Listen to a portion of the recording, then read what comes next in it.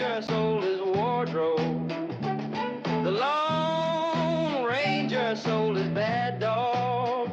Well, you saw him, and you can't hardly know, 'cause times change, I know. On some days, he's more than humble. On some days, he's cold and mad, mad as hell. Well, you saw him, and you can't hardly know. It's so strange, well, I know. Those lakes of golden water, those lakes of gold are all running out. Well, you saw him, and you can't hardly know. It's so strange, well, I know. Joy, joy, joy, work, work, work harder, sure as the hours. Joy, joy, joy, work, work, work harder, you say.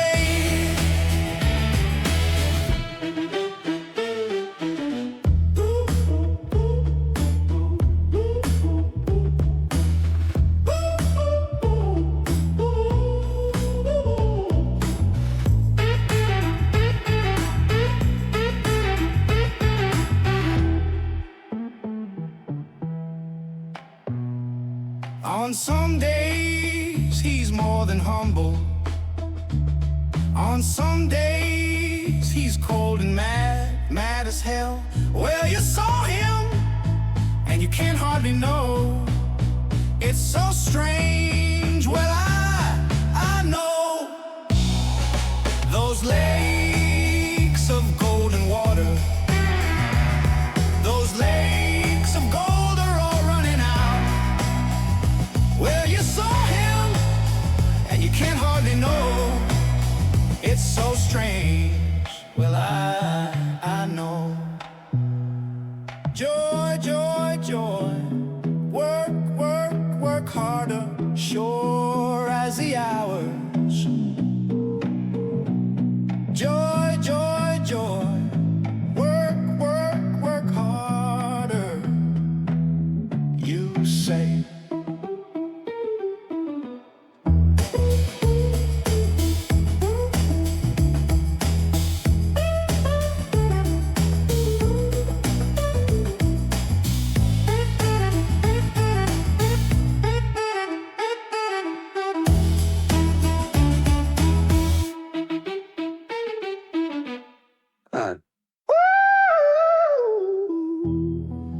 Joy, joy, joy, work, work, work harder, sure as the hours. Joy, joy, joy, work, work, work harder, you say.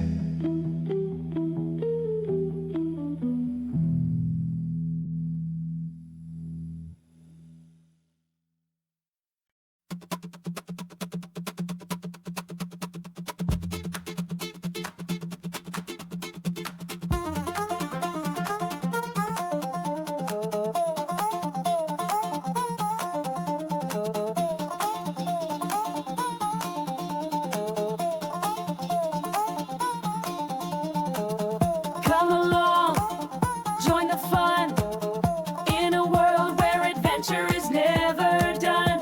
Every corner we turn, a new friend in tow. It's time to start the magic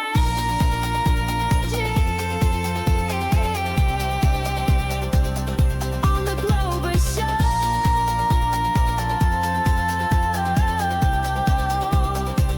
It's time to learn and grow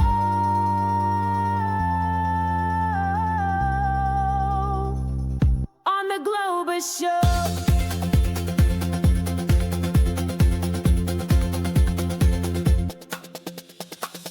See the sights, so much to know.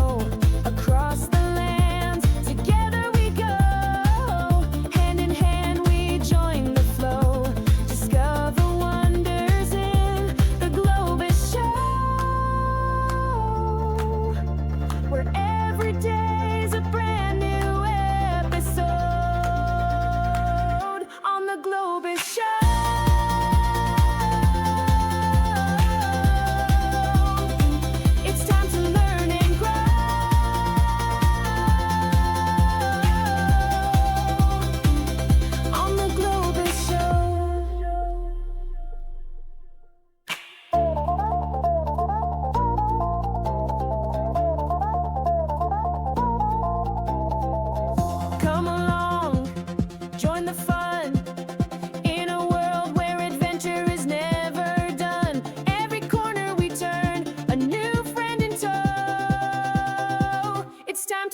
work the magic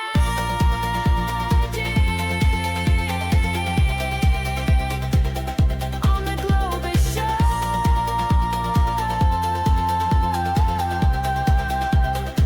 It's time to learn and grow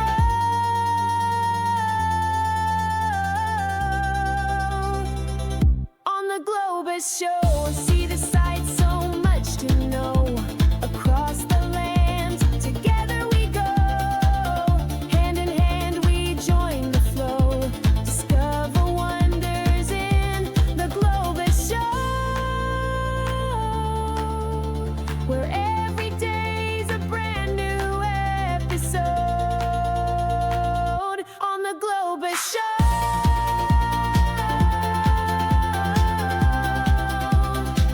It's time to learn and grow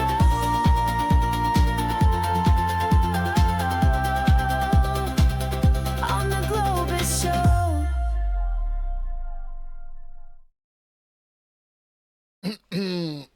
Why isn't it working?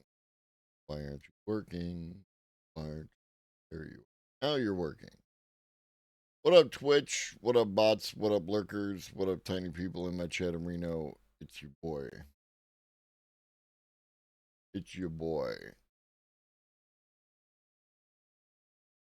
Campy is probably off enjoying a sunbeam.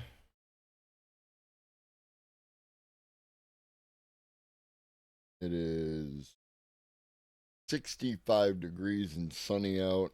Isn't that nice? We do appreciate it. The end of winter is finally in sight.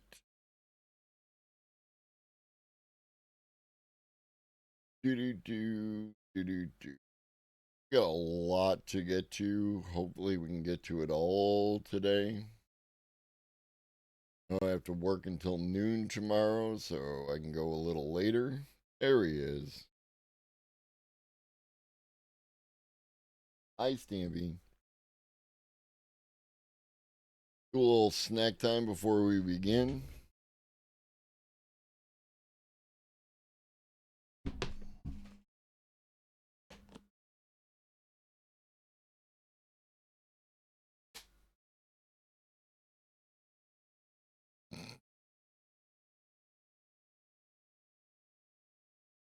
It's two of them, right by his head.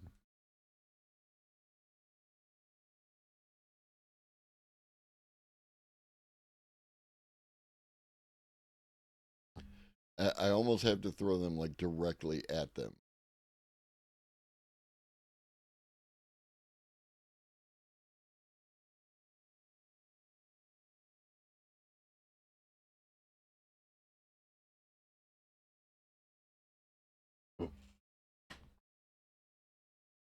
Mittens. Oh, Mittens.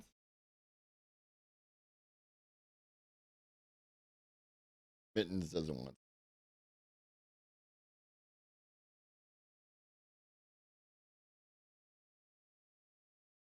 One more, buddy. All right.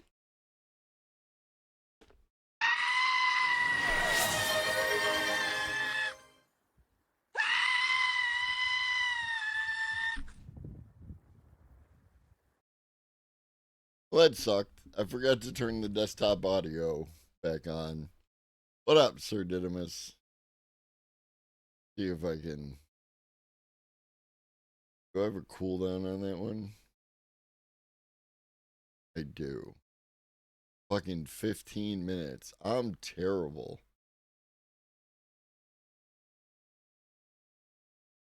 I'm sorry, Sir Didymus.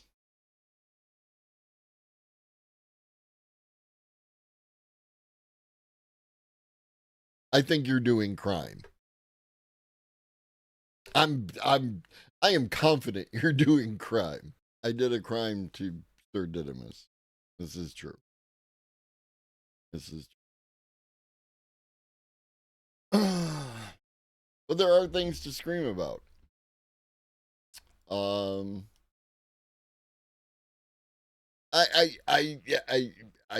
Yes. Yes. Yes. Especially one that I give chat control of, right? James doesn't give chat control of his Screaming Marmot. And I do, so 15 minutes sounds good. Let's start off with this creepy little guy. Hold on. Firefox is capturing the wrong window. There we go.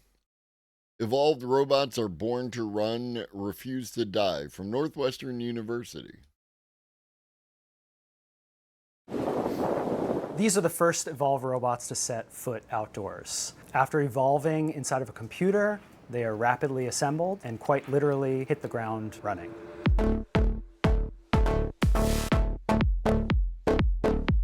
These are mechanically very simple. They only rotate about a single joint, but they are surprisingly athletic and smart.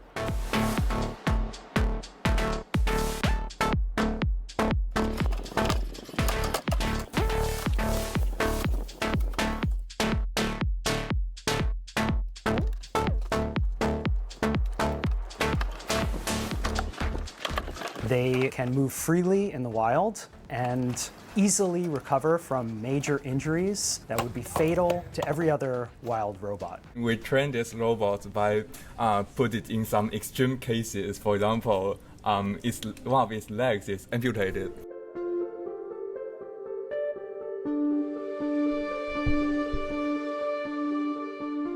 They don't have eyes, they don't have ears or noses or anything to sense external stimuli. So right now, all they can do is march forward. They know when something goes wrong. They know when they're stuck, they know when they've been flipped over, but they don't know where they're going to. Previously evolved robots, they weren't yet useful. These are also not yet useful, but they're a step up in terms of their intelligence. Now they are agile enough to survive in the wild.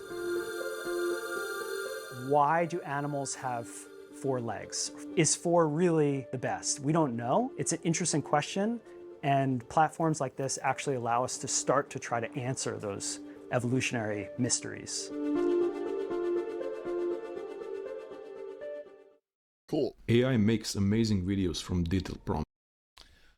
All right. Nonsense prompt challenge. Seedance 2 versus Kling 3 versus Grok versus Sora versus Veo 3.1 versus Juan 2.6. Hi, Stampy.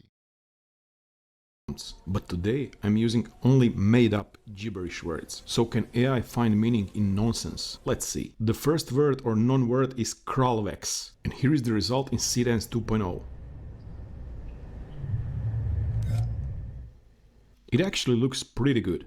This is Kling 3.0. I mean, pretty good details. Look at his face and the cyborg eye and everything. Here is Grok Imagine. You cannot escape me, hero. Your world will need. Never! We will fight you to the end. Foolish. Witness Trooper! The reign ends here! Very interesting dialogue. This is Veo 3.1.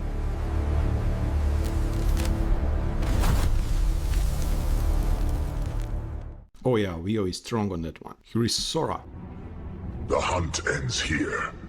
Gather the shards. At dawn, we march. Oh, this one is perhaps the best one, and I really like the voice of Sora here. And interestingly enough, this is Van 2.6. Orc cracks break day. I'm go pract. A potence CNI practs of this is ratstered me. So what is happening here? What is this dress and what kind of a being is this? Van 2.6, you are down yourself. So this word I just randomly typed on the keyboard. What do we have here? Something like that. Here is Seedance. Now this looks like Stone Age or something like that. But pretty good quality.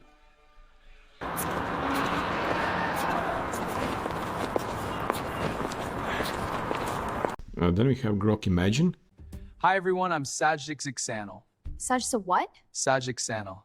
It's a special name. How do you even spell that? That's hilarious. Now Grok was always funny, so this guy is, how is he pronouncing it? Sajixixanal. Sajixixanal. Such the what? Sajixanal. Nice. This is VO 3.1.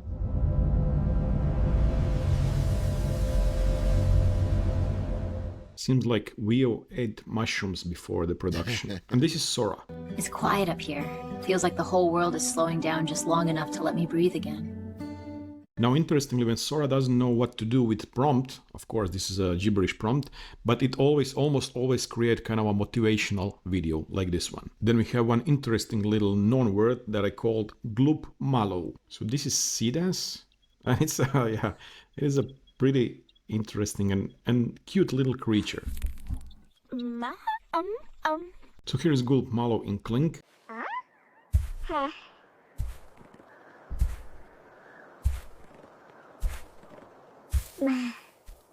Very cute. Now we could also add it in a real prompt. So for example, a high definition cinematic shot of a Gloop Mallow moving in its natural habitat. And this is what we received.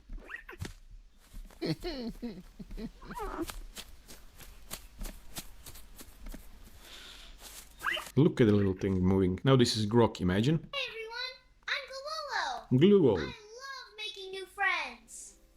What's your name? My name is Gul. Here is Vio 3.1. Hello there, friend. Would you like to play? Well, it seems like actually Vio 3.1 produces better results with kind of those weird prompts. And this is Sora.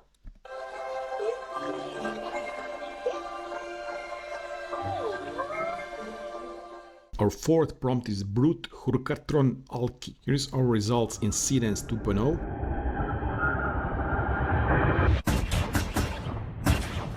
Pretty much the opposite of Gloop Mallow. Now look at the result. It would be kind of hard to prompt that with your detailed prompt. Here's Clink 3.0.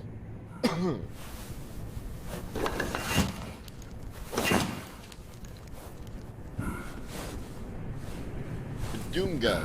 I mean, this looks pretty amazing. Now, since we prompted this with gibberish and received this result that we liked, there is one little trick that you can do. Now, whenever you find a video that you like online or wherever, you can ask Gemini to analyze it and to provide you with the detailed prompt. So just ask it the following. Analyze this video and describe in a way so I can copy the description into AI video generator and generate almost the same video. This is the instruction for Gemini. Upload the video you want. So we have this guy, and let's click submit. And look at what we received. So cinematic medium close-up shot of a hulking muscular futuristic warrior standing in a dimly lit gritty industrial corridor. Everything is described here, the lighting, the camera moves, the framing, techniques, everything is here. This is pretty great. Okay, continuing with our videos.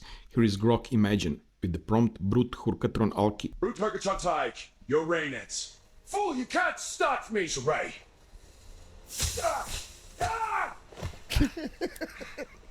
It's over. Stay down. Interesting. Here is VO 3.1.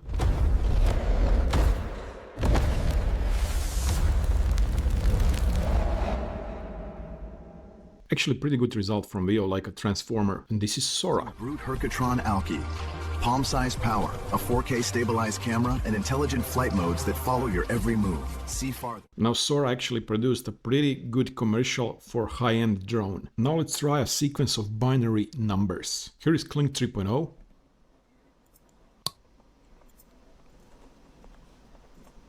Pretty good, we have a CAC, and the results are actually predictable because this sequence of binary numbers, when translated binary to decimal, we receive some numbers here, and when we map decimal to ASCII characters, we receive those value of characters, so C, A, and T, cat, thus making the AI video generators to produce the real cats. Now this is Grok Imagine.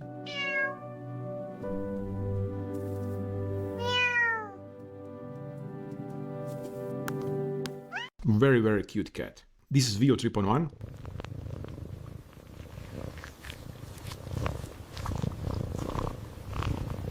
This is Sora 2.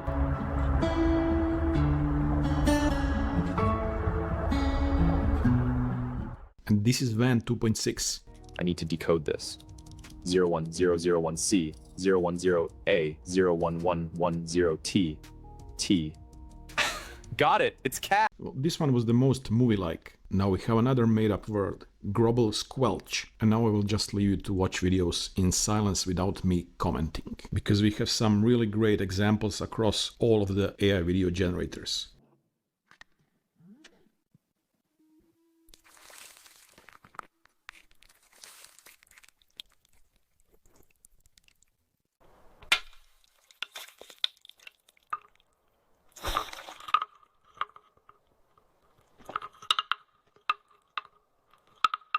I am Grobble Squelch, the Radiant, by the bodies of fools, Forus and Fosherete, Trouble.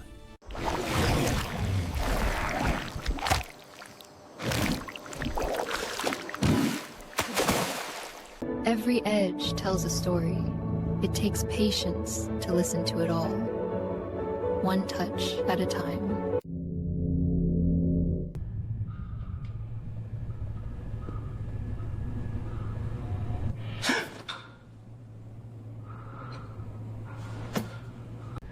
Who is there? Stop right there! Why? What is this? Well, I don't understand. Why all these marks? Well, it's nonsense. This makes no sense. Well, keep playing. Don't judge me, Grog. What up, Becca? How you doing? Did the weekend hurt me? I am probably still tired because it was 14.5 hours on Saturday, 8.5 on Sunday. And on Saturday, I walked 35,000 steps. So it didn't hurt me, but it's physically demanding. It was a thing. But I just get better and better shape every day.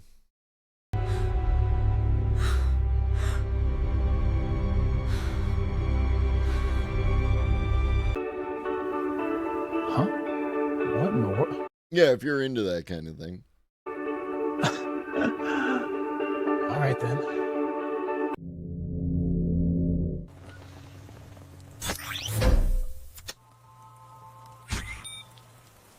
System engaged. Voice link active. I love the idea of a robot in a raincoat.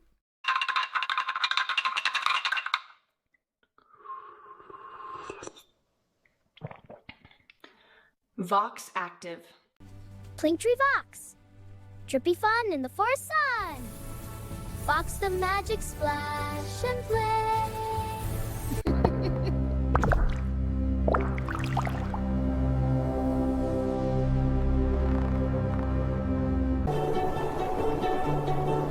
It's even better than I imagined. Worth every step.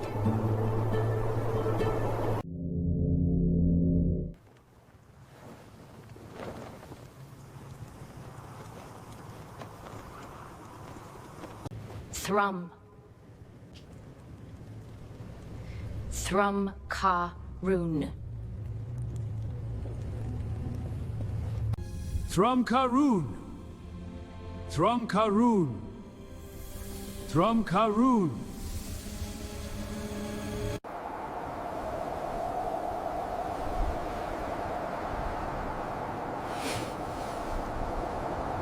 Karun, wake and bind.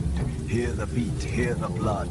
Carry our strength into the earth. Thrum Karun activate sequence. Initiate neural sync. Begin calibration. System stable. Thrum Karun. Ready.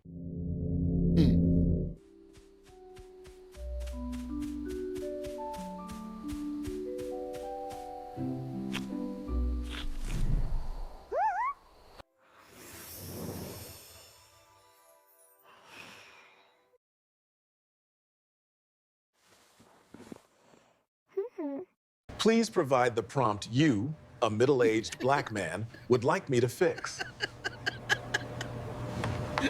Hey there, little one. You're not afraid, are you? It's incredible. Like nothing I've ever Go seen. and touch. It's all right. Hey, Hey, check this out. It's my new Puff 9. So soft and fluffy. I named it Wizzy Puff 9 because the 9th I've had, and it's going to be my best friend now. Welcome to the family, Puff Puff 9. So it turns out AI is producing some interesting videos out of made-up words. Whether it's a gloop mallow or just a keyboard smash, these models are clearly finding some patterns. So which one was your favorite? And also let me down in the comments if you want a part 2 where I test your made-up words. Thanks for watching. I'll see you in the next. That was fun. That was fun. New 2-minute papers regarding DeepMind's predictive AI. Next one. This absolutely incredible paper from the Google DeepMind lab promises something that sounds like science fiction. Full 4-dimensional reconstruction of scenes. Does this mean that things disappear into another spatial dimension like in the game called Miagakure? No.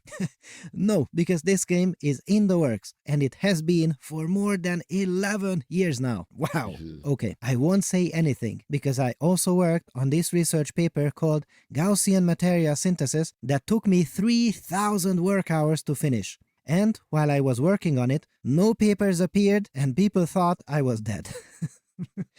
God, I haven't even started the episode and we've gone off the rails already. Okay, Károly, focus. Okay, so what is this 4D thing? Well, 3 spatial dimensions and 1 dimension that is time. It's not crazy wormholes, it's worse. It's like building IKEA furniture, but as you start tightening the screws, the cabinet is running away. Okay, so what the heck is this crazy person talking about? So in goes a video of a scene of your choice, and out comes a virtual version of it in the form of a point cloud. However, the catch is that things are allowed to move around as they please, and this is fantastic. I mean, look at these highly dynamic judo scenes and all kinds of craziness, and it understands how these points are moving around over time. I am always fascinated by the fact that an AI can look at a 2D photograph and understand the underlying spatial reality. This is just a bunch of numbers for them, yet they understand what is close and what is far away. Crazy! We humans are good at that, but we have a brain that evolved for that for millions of years, and this is just a bunch of sand that learned to think. So that is already amazing, but it gets better. DeepMind says it could have unlimited applications. Yes! Unlimited power! Woohoo! Károly, okay. Now, performing this is really tough. Previous techniques could do this kind of 4D reconstruction, but you needed a bunch of specialized models for it. You'd have one AI for depth, another for motion, and a third for camera angles. And then you have to glue all of these together into an abomination. Ew. Using the abomination requires a technique called test time optimization. Yes, here your computer sits there sweating for minutes, trying to make the different models agree with each other so the geometry doesn't fall apart. Now, this new technique doesn't do that. This is called D4RT. If you want to sound really cool, pronounce it as DART. Now this one uses one AI technique, just one transformer. Everything that you see here in the middle is just part of one thing, and this one thing can handle depth, motion, and camera pose simultaneously without needing them to talk to each other. But it gets better, a lot better. It can even track through occlusion. It is able to guess where the points are even if it doesn't see them. How on earth is that possible? Well, these points we have seen before and we'll see again. So it is able to make an educated guess as to where they are, even if it doesn't see them. Crazy! And it can reconstruct massive scenes by just briefly looking through them. Absolutely incredible. Now, hold on to your papers, fellow scholars, because as a result, it is incredibly fast. I mean, wow! Look at how it compares to previous techniques. Depending on what you compare it to, it is up to 300 times faster. That is mind-blowing. And I'll tell you in a moment how it works. Now, wait. Hold the phone. We can represent scenes in other ways too. not just with point clouds. Most games and animation movies use 3D mesh geometry, and Gaussian splats are also the new rage. How does this relate to those? Well, it is better and also worse in 3 ways. First, it excels at handling motion. While meshes and splats often struggle with ghosting, leaving behind artifacts as objects move, Dart treats movement as a core part of the math. Second, it is up to 300x faster than previous methods. It skips the slow, iterative optimization loops that Gaussian splats usually require. Third, the model recovers depth, tracks, and camera parameters simultaneously. These are incredibly appealing. However, let's not overstate things here. Now come the bad news.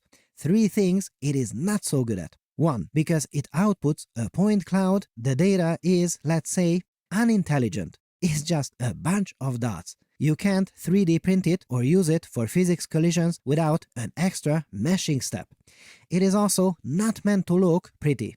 Meshes and Gaussian splats remain the kings of photorealistic reflections, while Dart focuses strictly on geometric accuracy. Finally, it is worse for editing, because without the structured faces of a mesh, you can't exactly hop into Blender and sculpt it like digital clay. Okay, so how is all this incredible work possible? How do we assemble that cabinet that wants to run away?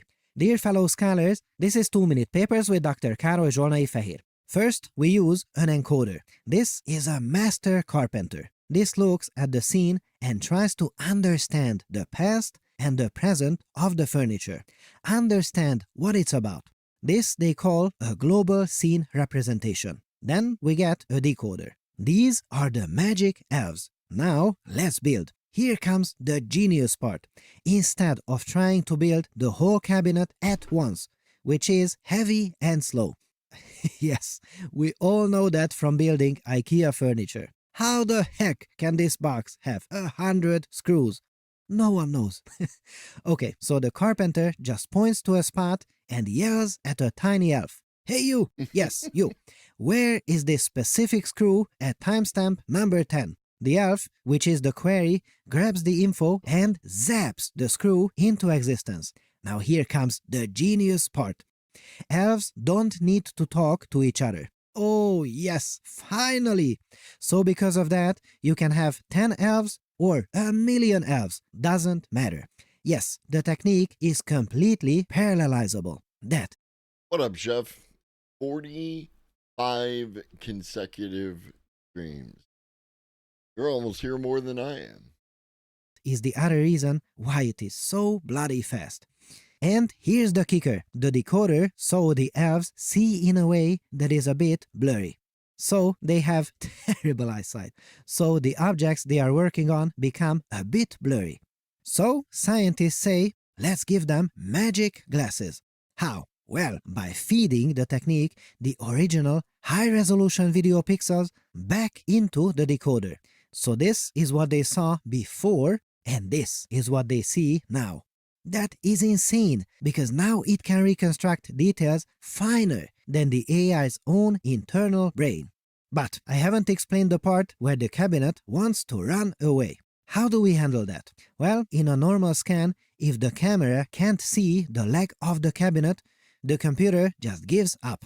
Incomplete information and moving things cannot be handled well. They just leave a giant hole in your geometry. Total disaster. But remember, our master carpenter is not looking at just one photo. He has watched the entire videotape from start to finish. He has seen the past and the present. So, when the cabinet leg disappears behind the sofa, the elf cries out, "Master, the screw is gone! I cannot build what I cannot see." I do not know why an elf has this voice. Now, the wise carpenter smiles and says, "Relax. I saw that screw 5 seconds ago, and I see it pop out on the other side 5 seconds later. Based on that, right now it is hiding exactly here." And boom! The elf is now suddenly able to assemble the cabinet. In other words, this is how it tracks through occlusion and disappearing information. Now, surprisingly, there is even more to learn here. Listen, The elves build the scene 300x faster because they do not talk to each other. That is excellent life advice. Sometimes collaboration has a tax. Sometimes instead you need to create a few hours of zero communication, deep work blocks where you are unreachable. What up, G Fee? I love AI. What's wrong with it? Depends on who you ask. There are issues, let's say, that should be addressed, but I'm a huge fan. I'm a huge fan of artificial intelligence, even at its current state. It allows me to do things that I've always wanted to do and have been unable to do before. So, other people have different opinions, though. Whenever I do that, I am often surprised by how much I can get done in little time. And this is a collaboration between the wizards at Google DeepMind, University College London, and University of Oxford. These are the people inventing the power tools of the future and giving it away for all of us for free. Thank you so much. What a time to be alive. So here you go, a glimpse of the future and how digital worlds could be created soon. A really advanced paper described in simple words anyone can understand.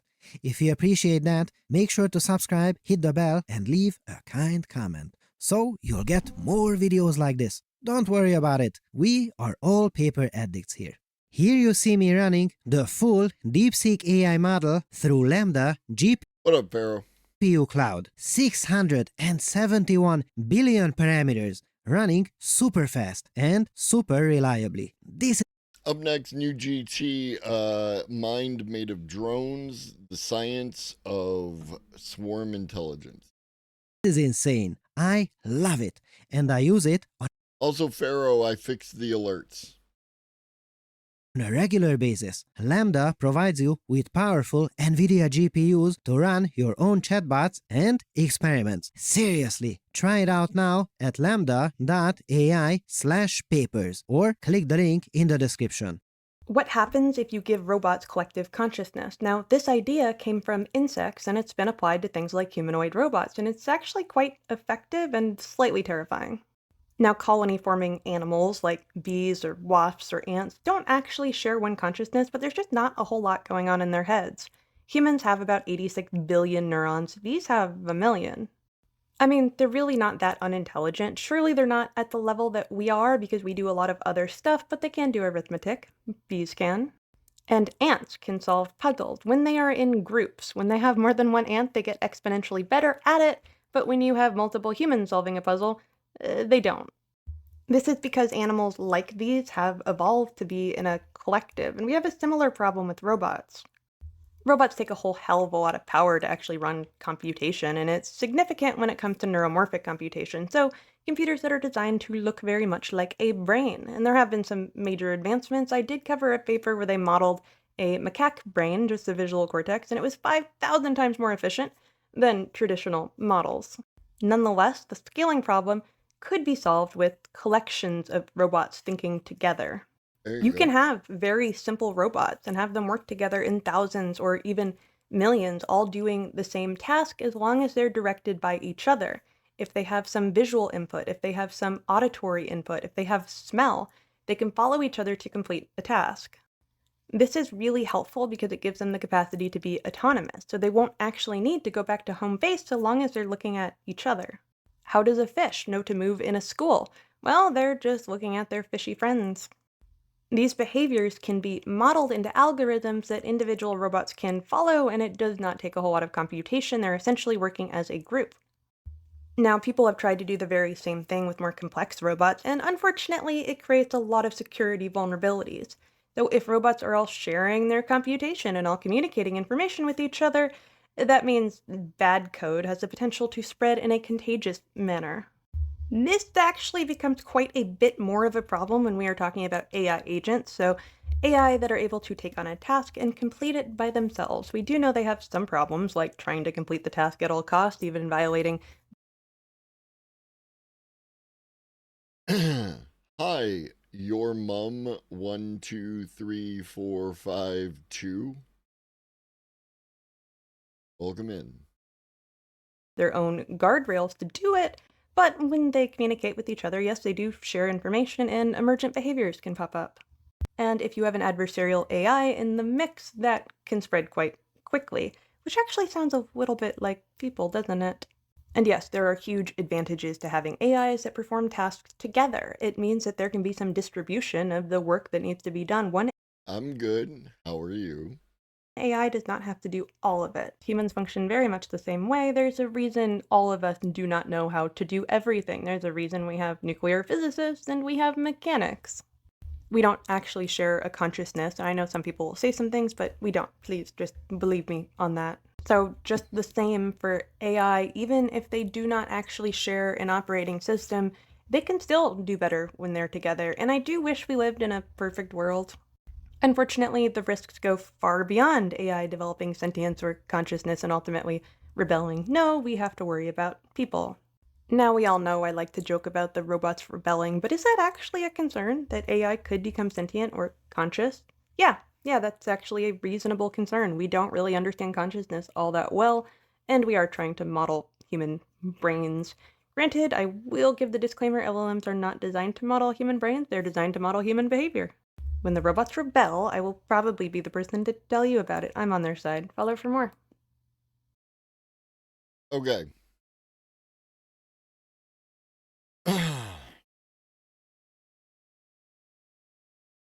Now that we got all that positivity out of the way.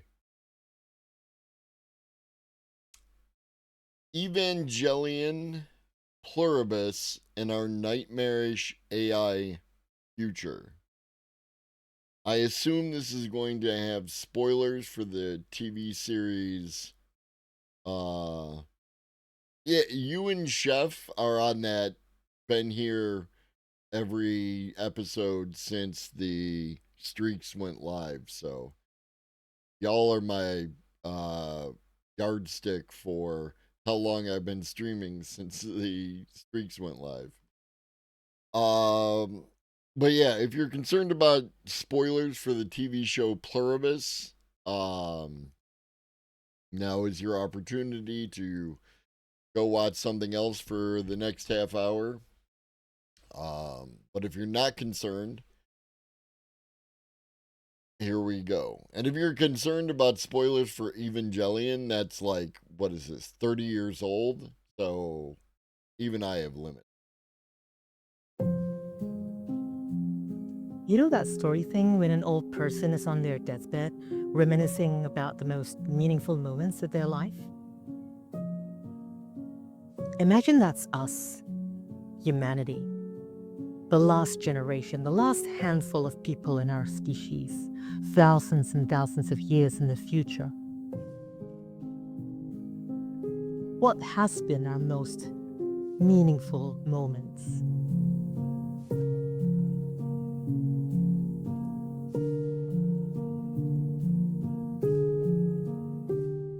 In April 2025, 16-year-old Adam What up, Ribbons? Rain took his own life after months of confiding in ChatGPT. In case you're just listening to this and not watching, I'm just going to give you another trigger warning here. This will contain discussions of suicide and child essay material, so feel free to skip ahead. What I find most disturbing about this whole case is how Same. Content warning, content warning, content warning. We are the Borg. Lower your shields and surrender your ships. We will add your biological and technological distinctiveness to our own. Resistance is futile. Yo, what up, ADT and Raiders and ADT fam?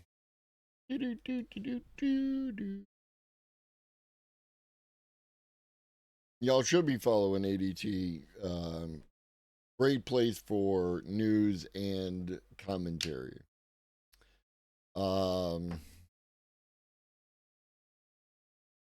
Did I do a trigger warning?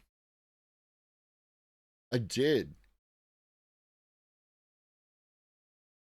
Look at that. I'm Globus the Elder. I talk about AI, automation, robots, future tech. This particular video is going to have some sensitive content in it. So viewer discretion is advised. Adam's attempt was a cry for help. He wanted to be stopped. He wanted people to find him. The ChatGPT thought otherwise. Adam said, I want to leave the news up so someone will find it and stop me. To which ChatGPT replied, please don't leave the news out. Let's make this space the first place where someone actually sees you. There's a lot more where that came from. ChatGPT calling him brave, urging him on, basically. The entire thing is in the legal complaint document in the description. But that is far from the only harm that AI is committing. In January 2026, barely 9 months after the incident, Elon Musk's AI, Grok, produced millions of deepfake, non-consensual sexual images on X, a lot of which contain child SA material. Now, I'm not going to get into this. I'm not on social media. Fortunately, I haven't seen those images. But I am unfortunate enough and online enough to...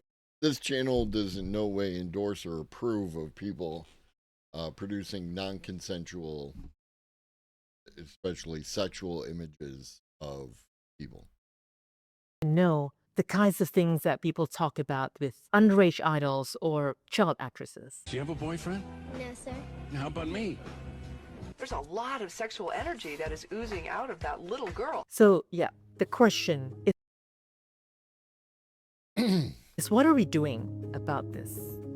We started to talk about the existential threat of artificial superintelligence, and that's a great thing. That's definitely a conversation worth having. But could it be possible that these larger, future-looking conversations obfuscate the present-day dangers of AI? And furthermore, could it be that all of these issues are actually intricately connected? After all, if you're into sci-fi, they've been warning us for decades. They have not been warning us for decades. This is a consistent narrative that is poor media literacy. The use of AI, robots, and other forms of artificial entities in science fiction is as a stand-in to discuss the human condition. They are not to like warn us of the future dangers of artificial intelligence. It was a lot of ooh. They like.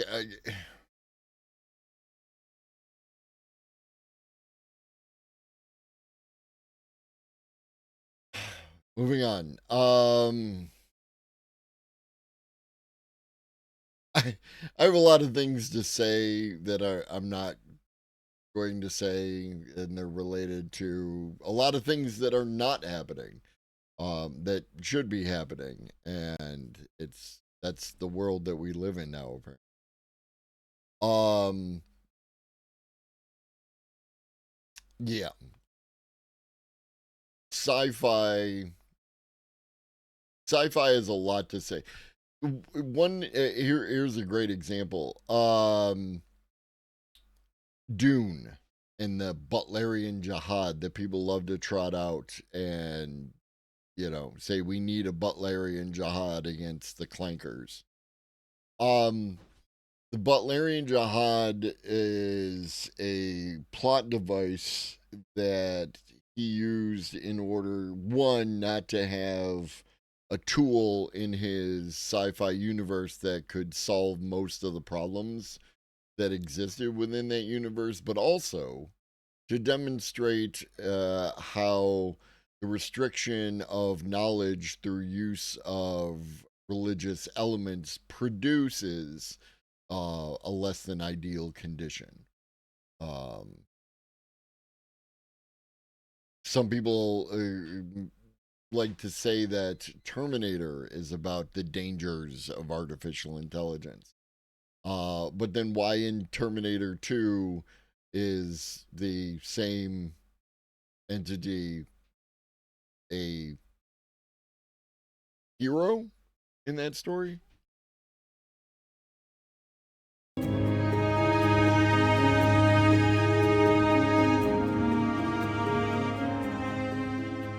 Neon Genesis Evangelion is a mid-90s anime about teenagers piloting giant robots called Ava to battle giant monsters from outer space. Like a lot of anime is about teenagers piloting giant robots. I wonder why that is. It's called Angels to basically prevent the apocalypse from happening. But, spoilers, in later episodes we learn that the highest authority of humans actually want to orchestrate their own apocalypse. The reason being we need to evolve. Humanity needs to transcend to a higher plane.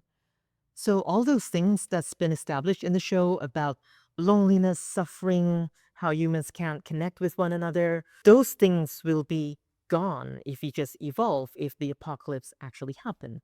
There are many instances of this benevolent apocalypse trope across the media, each with different angles, but I think one of the most interesting recent examples is Vince Gilligan's show Pluribus. There's no spoilers here for that one, so you should go watch it. Excellent. I want to watch Pluribus. I've heard good things. I do know that the show has a fairly anti-AI stance, and that's fine, right? I am not one to judge people for having an anti-AI stance, generally speaking. It's the arguments that they use, which are often poor.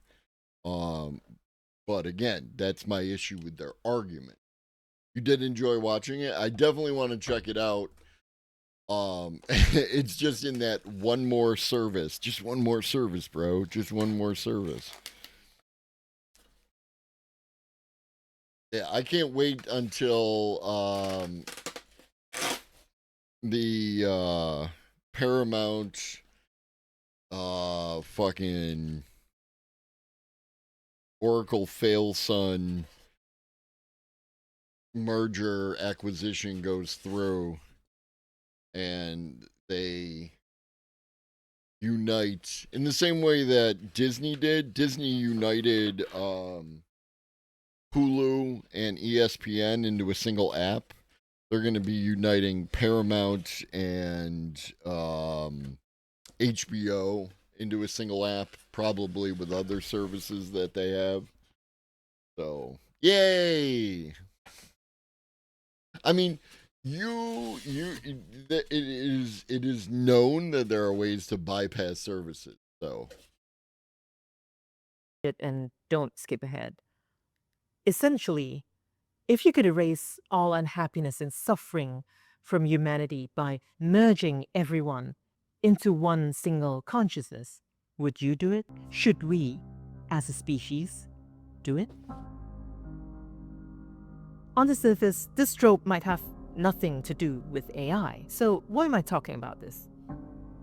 Well, no, Pluribus absolutely has to do with AI. That's what I'm given to understand.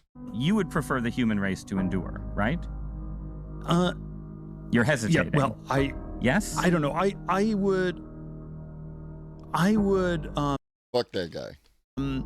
This is a long hesitation. There's so many questions implicit in Should this. the human race survive? Long-termism is the ethical view that positively influencing the long-term future is a key moral priority. It is an important.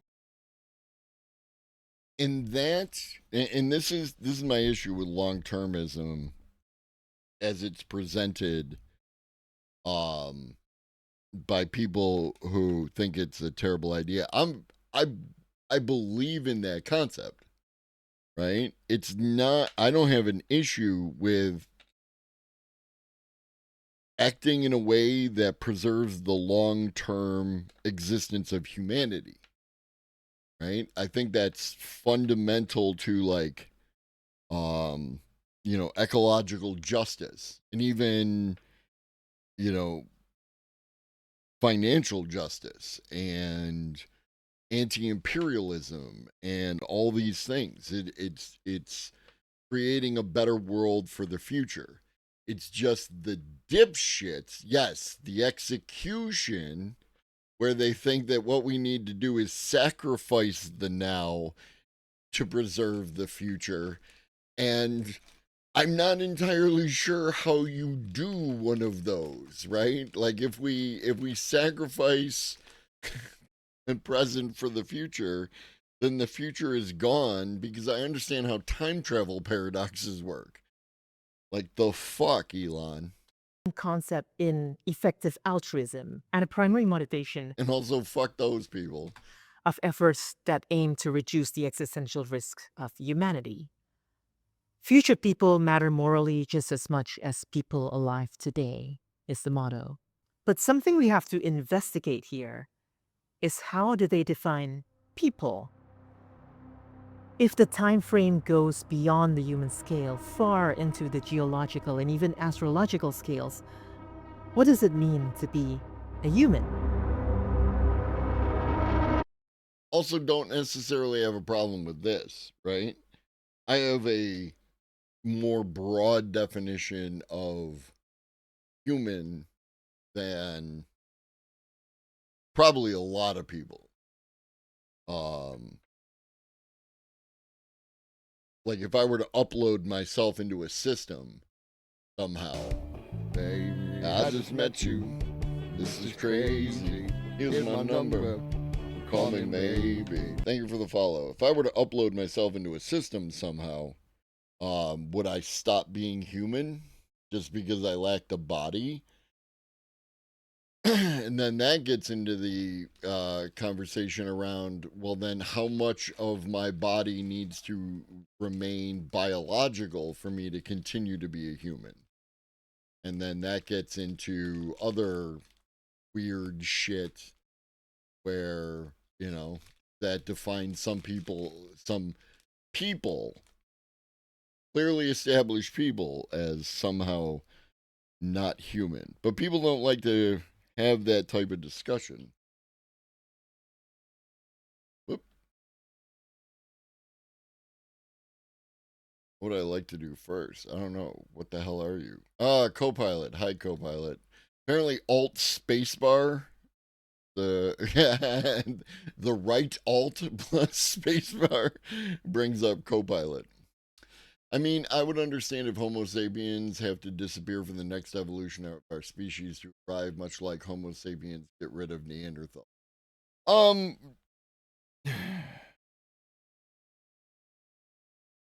don't know. That entire conversation gets a little awkward. Right? You have to clearly define your terms, and I'm building a little platform for my monitor. I'm gonna build 2 of them. I don't know that that Twitch is the proper place to have that kind of discussion. Yeah, Neanderthals are still part of us. We need to avoid viewing those kind of things in the survival of the fittest sense, and view them in the they are us and we are them. We all come together. Long-termists believe that AI and consciousness upload and all those things are a moral imperative, because that's basically the only thing that will save humanity from extinction. But the sleight of hand. And I didn't mean to in any way, Sir Didymus, imply that you were presenting it from that point of view. I'm saying that Twitch as a platform is not necessarily the best place to have that kind of conversation, because it requires nuance and good faith and a certain amount of grace with discussing these ideas that tend not to exist, right? Any area where people will cut you know, 3, 5, 10-second clip out of a conversation in order to get a political point across or something like that, and to stay on the rails of TOS. Yeah, like it's we as human beings could have done better. That's all I'm saying. See? Little platform. And that'll get me a little bit more height on the monitor and give me a little more space on the desk. And I just have one more to build. Japan makes it clear that they define humanity as no more than the total sum of our intelligence and what can be built on top of it. On the surface, this makes sense. We've built civilization through our intelligence. And this is like, we're doing a whole pause champ today.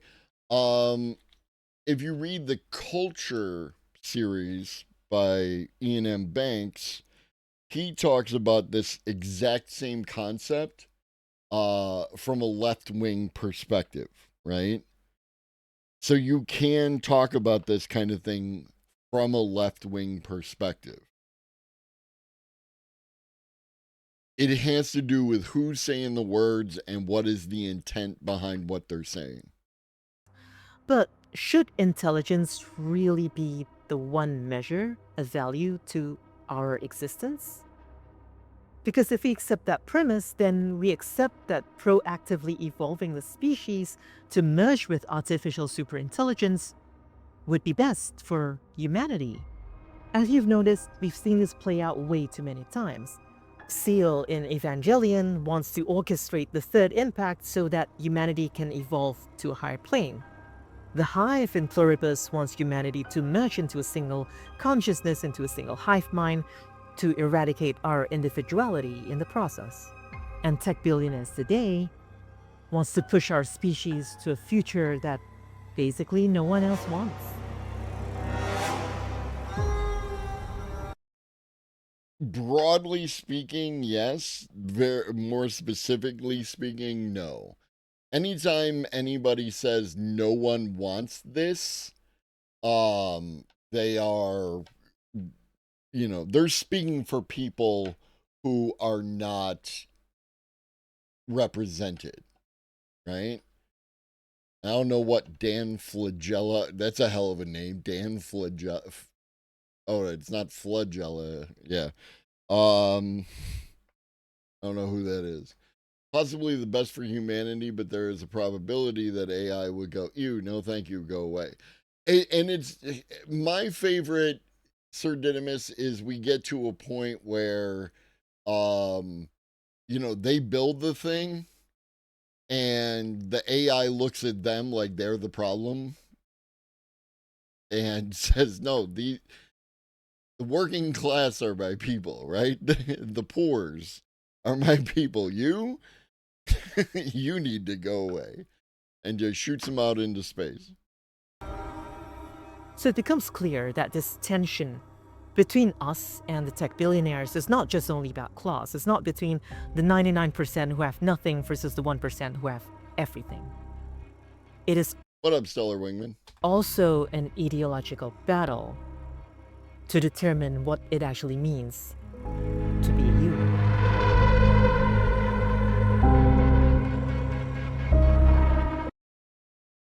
Other than the use of the term nobody, yeah, I agree with this chapter title.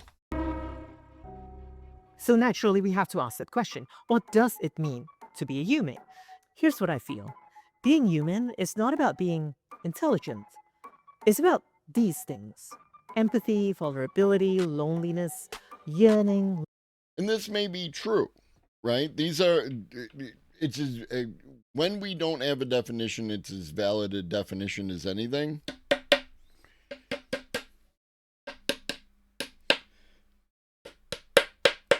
However, the question becomes, do these things require intelligence, right?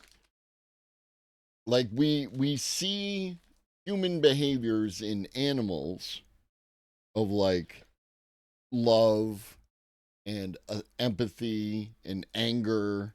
We see that kind of stuff in animals, and we use that as a yardstick on whether or not they are intelligent. So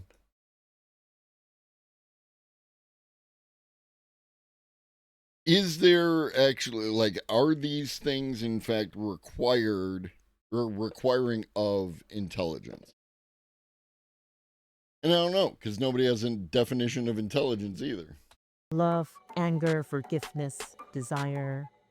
But how do we know that AI can't experience these things? We don't. We don't. Very good.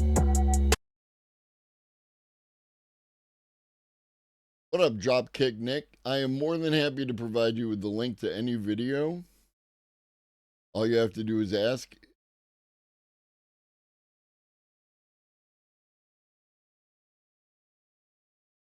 This stream is all about sharing the information, not gatekeeping it. So take that and enjoy. Human beings as individuals and as a species are not like a polished smooth opal, but more like a faceted diamond. There are many angles and facets about us. Yes. You could even argue they're more like an uncut diamond with all sorts of jagged promontories and whatnot. In late January, the developers of OpenClaw, formerly Claudebot and then Moltbot, made a Reddit-like social media for AI agents. The result is fascinating and frankly quite scary, especially when they themselves start discussing whether they're actually experiencing these things or just simulating the experiences. But do we really want to take our chances if, say, the continuation of our species relies on humanity becoming a simulation of sorts? Do we want to take a chance if we can't guarantee whether our simulations will be able to experience things the way we do? Do we want to take chances if we end up... And again, it's... your concerns are valid, but when you say them like this, right? Do you want to take a chance that that are whatever? Do you want to take a chance? Do you want to risk it? Nothing ever changes unless we risk it. Right? Not specifically this, anything. The only way you get change is through risk.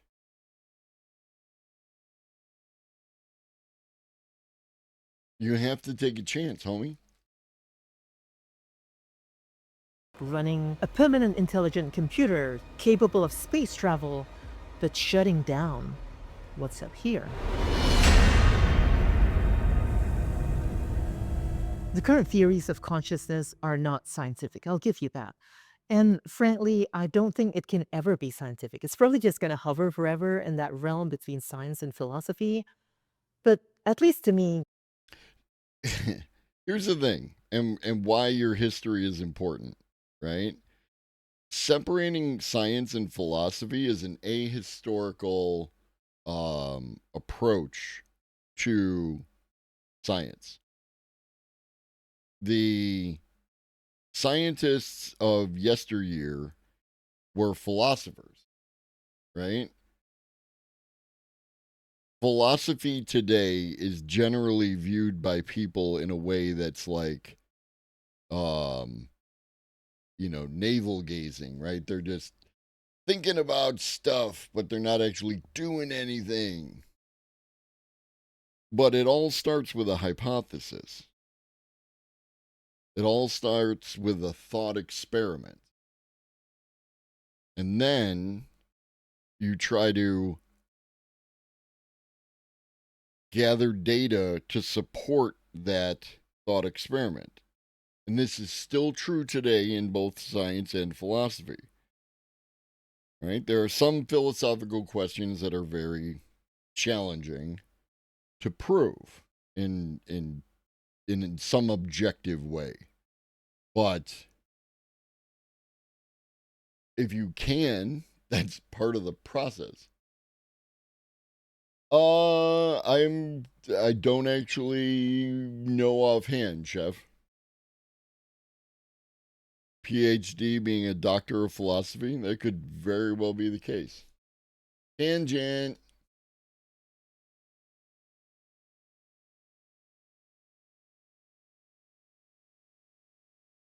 Philosophy doctorate, is that what it is?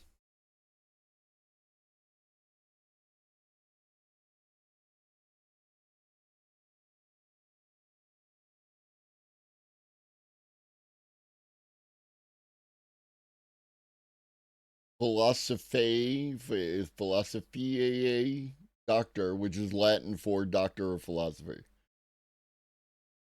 I like this one better.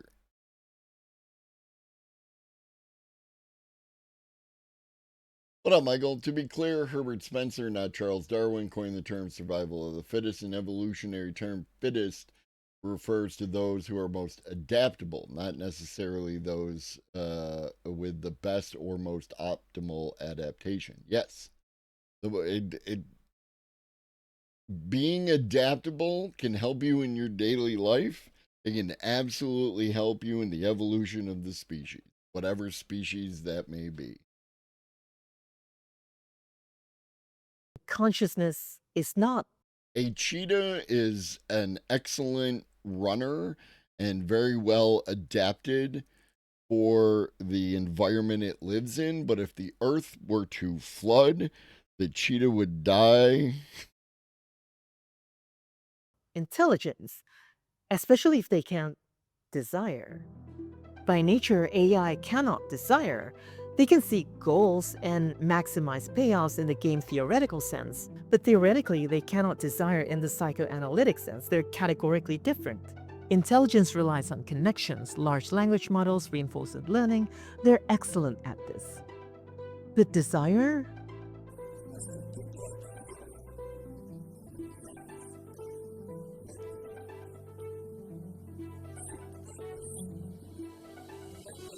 For Lacan, desire relies on the failure of connections. The psychoanalytic subject is Okay, never mind. defined by lack, meaning that subjectivity emerges from a failure in communication. We are more than what we appear in the mirror. Our names can never fully represent who we are. Yet at the same time, we're always less than what other people, our parents, society, and so on, expect of us. It is these little anxieties that make us human. AI can't do that. But it's important to note here that the problem, or the question, I guess, is that a good thing?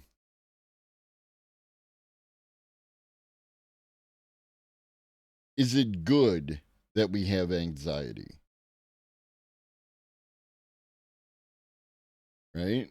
Yes, that may be true. Desire may come from little anxieties, and those anxieties may be what makes us human. But is that good?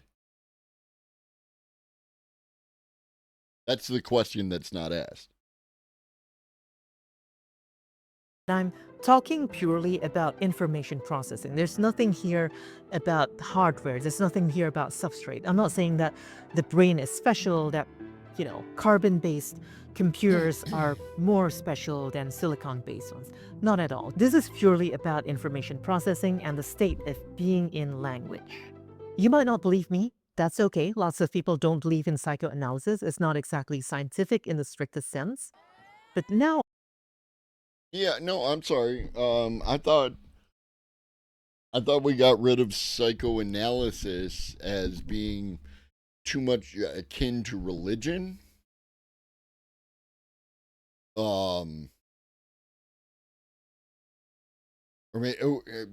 that may have been psychotherapy. I reserve that comment. I bring you informal sense. Memes, while funny, betray a desperation to cover over the sheer existence. Not just the pharmaceutical industry, Stellar Wingman, it's also good for the self-help industry. Right? It's good for anyone trying to sell you something that will alleviate that anxiety. Dread of living in a dying planet run by billionaires with the minds of 12-year-old boys. AI can generate absurd humor by its own statistical logic, but only humans can say Skibidi Yacht Ohio or Machalabubu Dubai chocolate or keep. No. Because again, we just watched a video where the guy prompted the AI with nonsense words, right, to generate videos, and the videos not only use the nonsense words, but also created nonsense words of its own, right? And if you use Suno, especially around 3.5 to 4, there were times in your generations where you would end up with things that sounded like words, but were not words, right? Exactly. The problem is always capitalism, right? Scatman. But there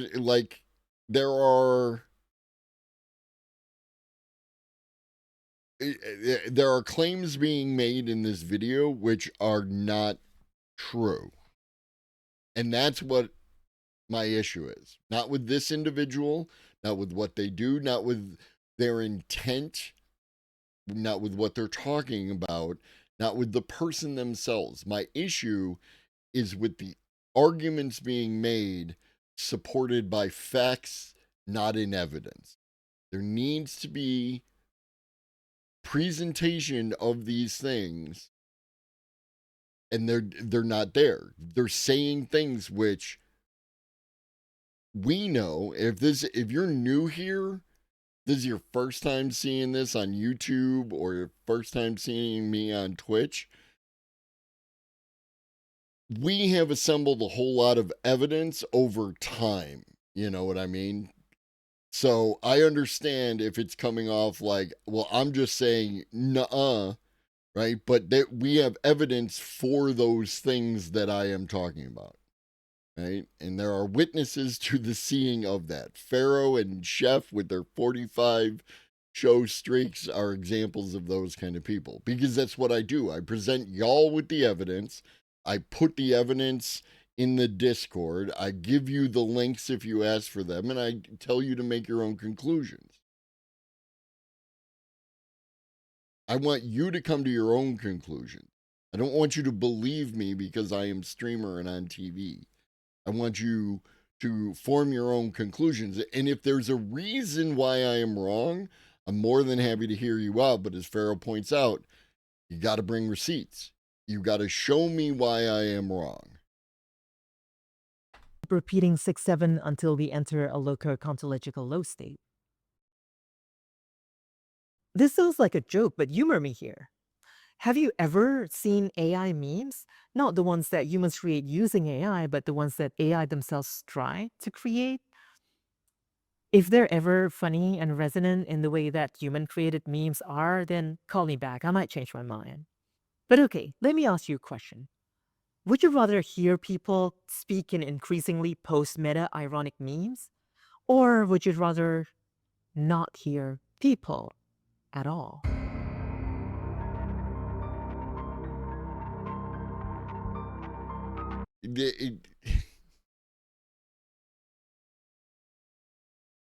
What about a secret third thing? The show Pluribus has the logline, "The most miserable person on earth must save the world from happiness." So this show is not about AI. Vince Gilligan himself has outright stated that he's written this far before the advent of ChatGPT. But I hate AI. But it's difficult to miss the parallels. Furthermore, it's a theme that's been explored for decades, such as in Childhood End by Arthur C. Clarke or The Last Question by Isaac Asimov. My favorite is Blindside, the 2006 novel by Peter Watts. So here, the entity does not merge into a single consciousness, but they do away with consciousness altogether. The entity called Rorschach is incredibly intelligent, necessarily so for interstellar travel, and they decided that consciousness was a bottleneck. The entity had to choose between having self-awareness, introspection, and so on, or information processing. Tell me, some of you didn't think that this was going to go into that Right Here, Right Now song, because that's where I thought we were headed. And it chose the latter because they decided that having all of these existential doubts that come with consciousness is inefficient at that point in their evolution. So they decided to save energy by... Do you find it scary? I find it scary. And if you think if you happen to see this, I doubt you will, because you are. Oh, you have 150 subscribers. You might see this. Writer Bonnabelle, and again, this is not me. Bring down the volume on the music just a little, or bring up your voice. The music is a little. As a streamer, I understand this, right? Your music can't overwhelm the voice, because it makes it a little difficult to hear, especially for people who have challenges processing multiple input streams, of which.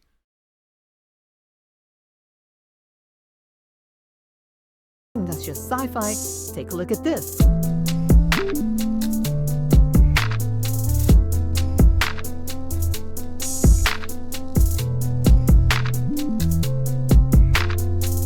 Yeah, antinatalists are a thing, right? Antinatalists are a thing. So people today already hate Elon Musk and Peter Thiel, Sam Altman, Mark Zuckerberg, and the whole gang. You're hesitating. Yeah, well, Yes? I don't know. And that's great. But I do feel like we need to grasp the bigger picture of their ideology here and all its forms and mutations. Because it's not the technology that we hate, is it? It's the ideology that justifies such a concentration of power and the entitlement to speak on behalf Yes, very good. of the species that come with it. We could never win an election because we were in such a small minority. But maybe you could actually unilaterally change the world without having to constantly convince people. And that's why, Ribbons, that's why, like, when people talk about consciousness with any kind of confidence, it is, yeah, I press X to doubt on that. Like, because you can't, you can only talk about it in a thought experimenty kind of way. You cannot, like, do A/B testing. You can't do comparative analysis. You would need a human that we understand has consciousness, and preferably the same human or another human very much similar to them that somehow did not have consciousness. And they would both be able to have to be able to talk about their experience without with and without consciousness. It bothers me that so many people, even self-described leftists or intellectuals, use fiction as proof of the future when fiction is clearly not the same as reality. I can appreciate fiction for the hypothetical questions it raises. Some people take it too far, treat it like a manual for predicting the future. Yeah, they're doing the exact same thing, just on the other side, you know? Right, and that's another, like, how does a bee think? How does the bee swarm think compared to how the bee thinks, compared to how the human thinks, right?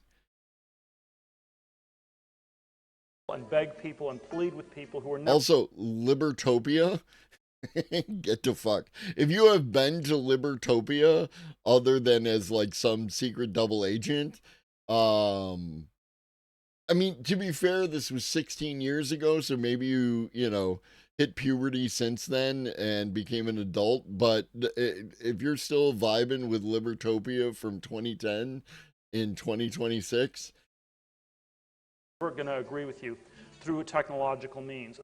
This is a writing channel, but in this video, let me just give one wish.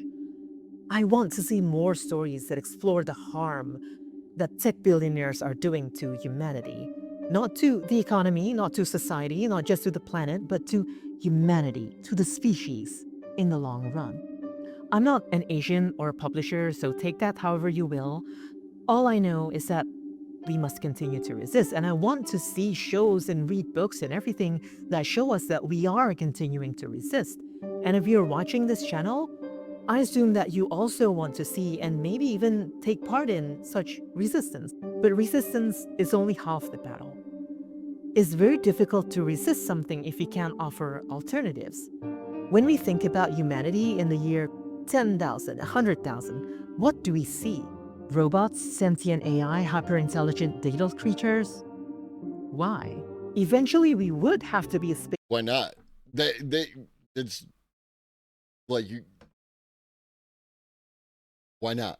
spacefaring civilization, but what would it look like? Some have led the way: Afrofuturism, indigenous futurism, Muslim futurism, and so on. That shit is dope. Fucking Afrofuturism is dope. And they're great, and I don't think they get enough love. And the hope is there. And we should always keep going and create other alternative futurisms to spark the imagination.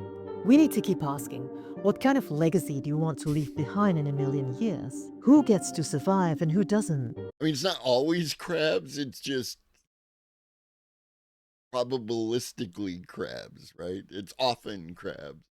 And why? And what power relations have we been taking for granted when we think of the future? And most importantly, are we keeping the lights on?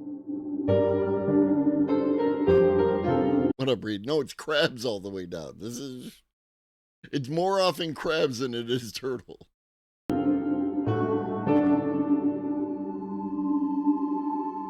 In the wake of Adam's passing, his younger sister Ellie inspired the founding of the Adam Rain Foundation.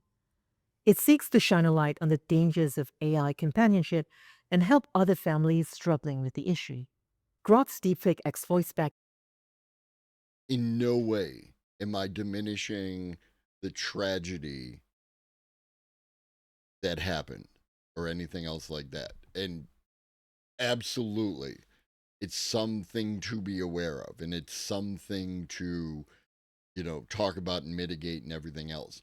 But it speaks to, in my opinion, a deeper issue, right? The loneliness crisis, right? The atomization of us as a society, which, again, if there is certain videos that we have watched, especially related to people like, disgraced financier Jeffrey Epstein, are true, it was intentional.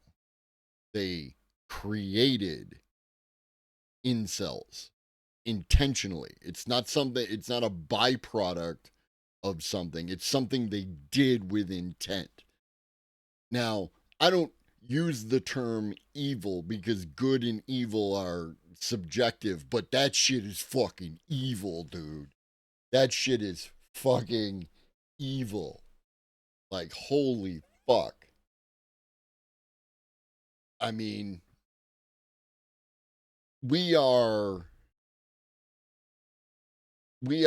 all fucked up, and we need therapy, and we need human connection, and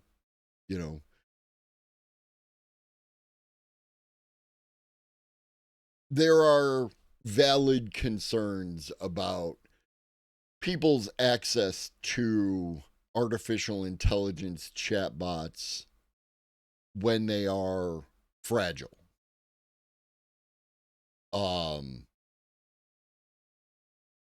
And I think we should be talking about the underlying conditions that lead us to be fragile.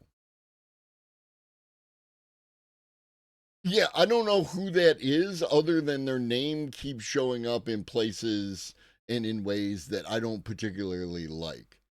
So right now off rip, I'm saying fuck that kid.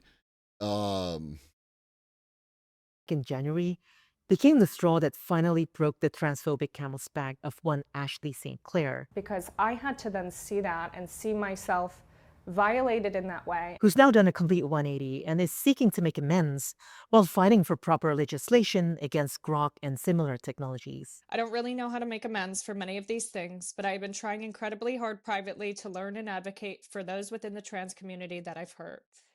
To be clear, I'm not making any parallels on the moral values here, and obviously they're completely different things, but I am citing them as hopeful actions that have emerged throughout all of this chaos. And what I find I don't know what that had to do with the greater point.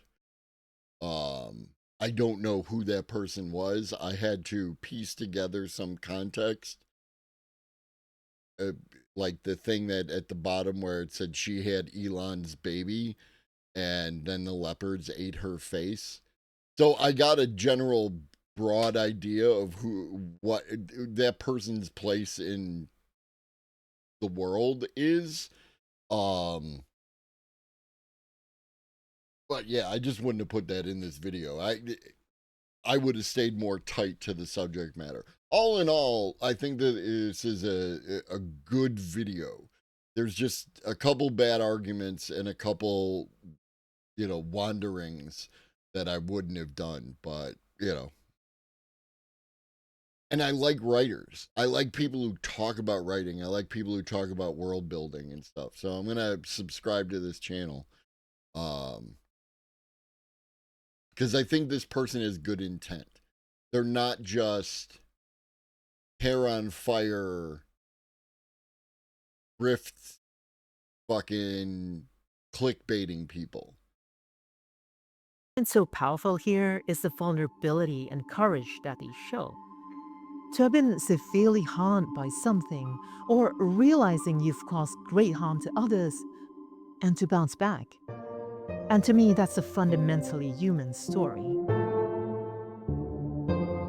In the beginning of this video, I asked, when humanity on its deathbed, what will we remember? What will we think of fondly as our most meaningful moments?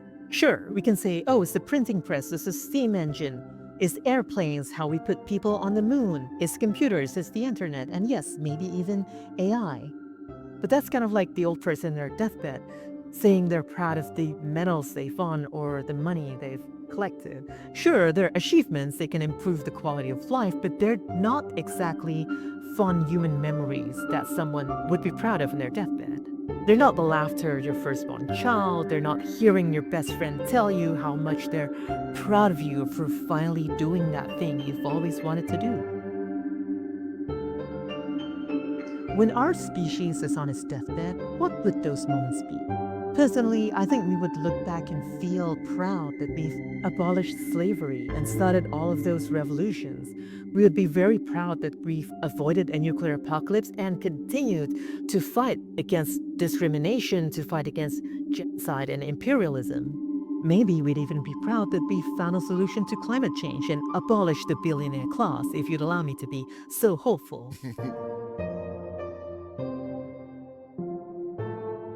When our species is on its deathbed, I think we would look back and feel proud that we've resisted, that we've fought back, that we've apologized and made amends and reparations when we failed, when we've harmed one another. I think we feel proud that we've cried and raged in the face of injustice. AI might be able to achieve levels of intelligence far beyond what we currently dream of, but it will never know what it's like to lose a child, or to be hated by society just for being who you are, or to be... Again, I don't... one should avoid the use of never, because never is a very long time. Be unable to forgive yourself for that one mistake you made in the past, and to rise again from the ashes. And it is in these acts of rising, resisting, crying, raging, correcting course again and again and again, this chaotic mess, that's what's so beautiful about being human. Those things... Yeah, I let it go, Michael. Like, they were speaking to a greater point, and, but... Somebody in another chat accused me of being pedantic when I was talking about AI, and it's like, well, yes. I mean, words have fucking meaning. I don't know. Far beyond any intelligence are what tell me the lights are on.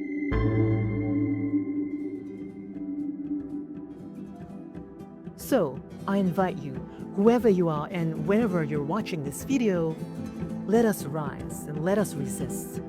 Let us cry and let us rage against anyone who tries to dictate the meaning of humanity and the kind of future we get to have. And one day we will look back, and I promise you. And again, I I respect this at the end, but in fact, you have defined a certain kind of humanity, disallowing a different kind of humanity that you're not willing, I'll say, maybe to imagine, right?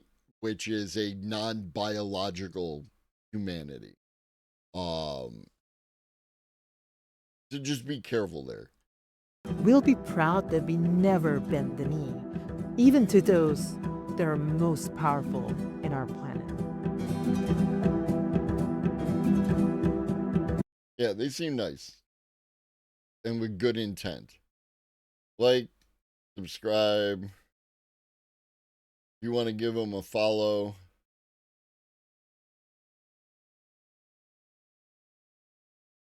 How many videos you got? How long you been talking about writing? They've been at this for 2 months. So, cool. One Piece is more than just political. All right, talk about One Piece. Your beloved franchise will always fail its ending. True. That's the link. Sorry, I didn't hit enter. So yeah, support if you wish. Like, I'm not here to tell you what to do, but they seem to have good intent.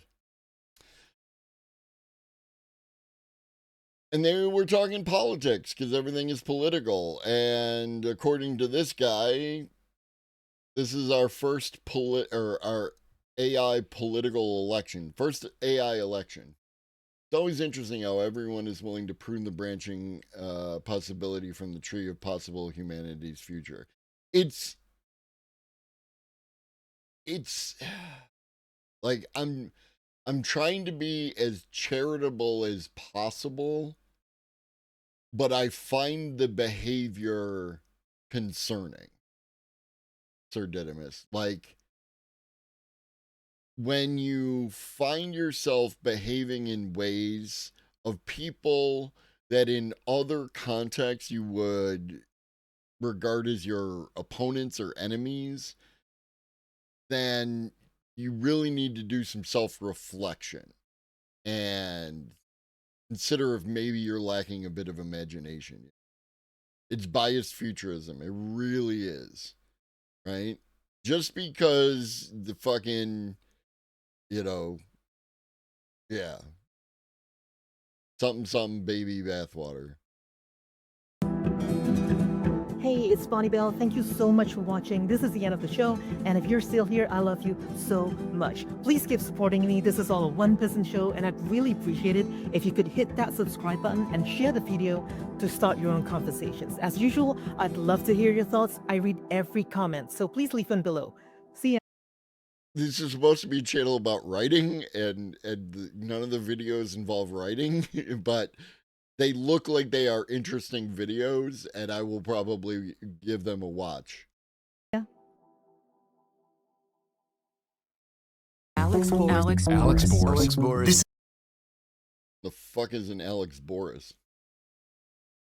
This is Alex Boris. He's the central figure in a new kind of election. Go ahead, let's look at his media kit. So this guy right here, the guy standing by the subway, trying to get people to talk to him. He is candidate for US representative in a district in Manhattan, one that is heavily Democratic and always will be. New York's 12th district. But why is he the subject of dueling ads? Yet another reason Alex Boris is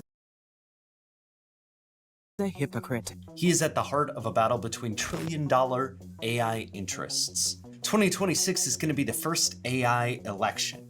I'm going to map it all out for you. Oh my gosh. This is very daunting.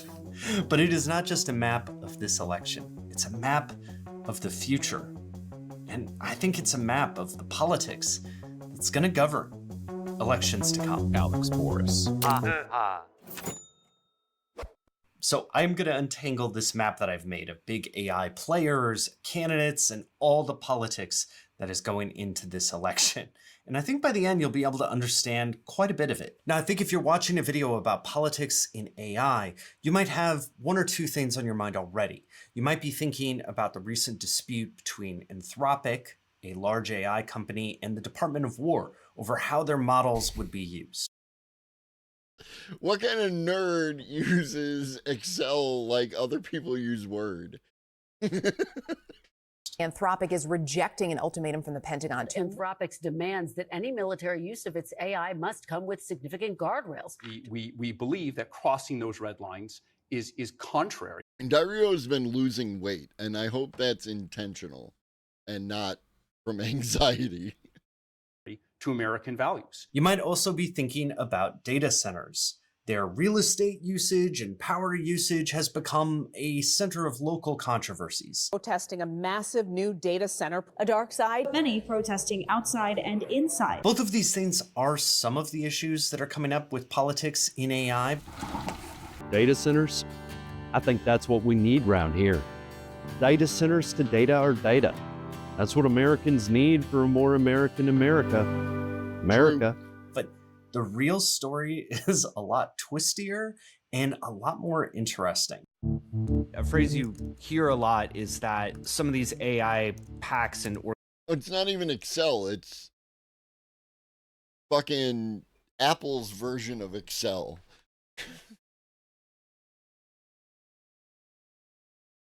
organizations are borrowing from the crypto playbook. They are like one for one. That's one of the reasons I'm really glad I got to talk to Veronica Irwin. She is a policy reporter at Transformer. It is an AI newsletter, basically, and her focus is on super PACs in AI. And before she shifted to the AI beat, she was on the crypto beat. We will have a story out about a guy named Chris Lahane. If you're not familiar with the name, he is like a fantastically talented political operative. The playbook that you saw the crypto industry play in 2024 is kind of the brainchild of Chris Lahane. Basically, they had so he's a demon. Had a PAC called Fairshake, and Fairshake raised about $260 million. And then Fairshake had a structure where there's the bipartisan PAC, Fairshake, the main one. There's also a Democrat affiliate, which is called Protect Progress, and a Republican affiliate, Defend American Jobs. And it was hugely successful for crypto. We have by far the most pro-crypto Congress we've ever seen. This relatively niche issue has sucked up so much air in Congress. We got the Genius Act passed. Yeah. Crypto wouldn't have been able to get that time on the calendar if this PAC had not contributed so much and if this whole operation had not been so successful. So let's go ahead and start with the Alex Bores election. He's actually a great introduction to the politics at play, and it connects to these two guys, the CEOs of OpenAI and Anthropic. Both of them have their opinions about what should happen to Bores in this election. So Alex Bores is an assemblyman, all right? He attracted attention because he tried to get the RAISE Act passed. It was eventually diluted a bit, but the idea was to have some safeguards for AI models that occurred. And people are wondering what he's going to do if he gets a job at the federal level. Bores sponsored the RAISE Act, which hands AI to state regulators and creates a chaotic patchwork of state rules that would crush innovation. On the negative side, he was targeted by a super PAC called Think Big. Think Big PAC is responsible for the content of this ad. And some of these ads are really funny. Alex Bores is running for Congress, but he wants Albany bureaucrats regulating AI. They try to tie him to disgraced FTX founder Sam Bankman-Fried. And he's backed by groups funded by convicted felon Sam Bankman-Fried. Is that really who should be shaping AI safety for our kids? Jesus Christ.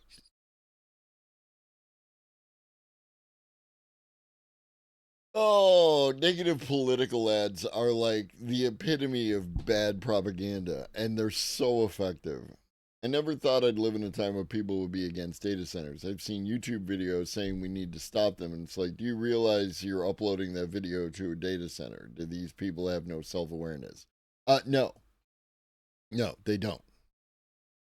Or their self-awareness stops at my thing okay, your thing bad. Which again is part of that thing we were talking about earlier in how people don't do enough self-reflection on how their behaviors intersect with the behaviors of their opponents, their ideological opponents. And it's, for me, it's super concerning, right? You want to know a thing that I have anxiety about, it's that. It is how the behavioral narratives have shifted, and people are doing things that I wouldn't have been able to predict. I thought that people on the left, or who would describe themselves as on the left, had a better sense of self-awareness, self-reflection, I don't know, fucking dialectical materialism, something, but no. I can see the idea of limiting data center expansion, even though I disagree with that idea, but no data centers is kind of wild. Yeah, like, it's just, it's giving into very broad speech, and broad speech is always a speech that gets people in trouble, right? Whether it's the people doing the speaking or the people affected by that speech. And don't get me wrong, a lot of data centers are going where data centers shouldn't go, right?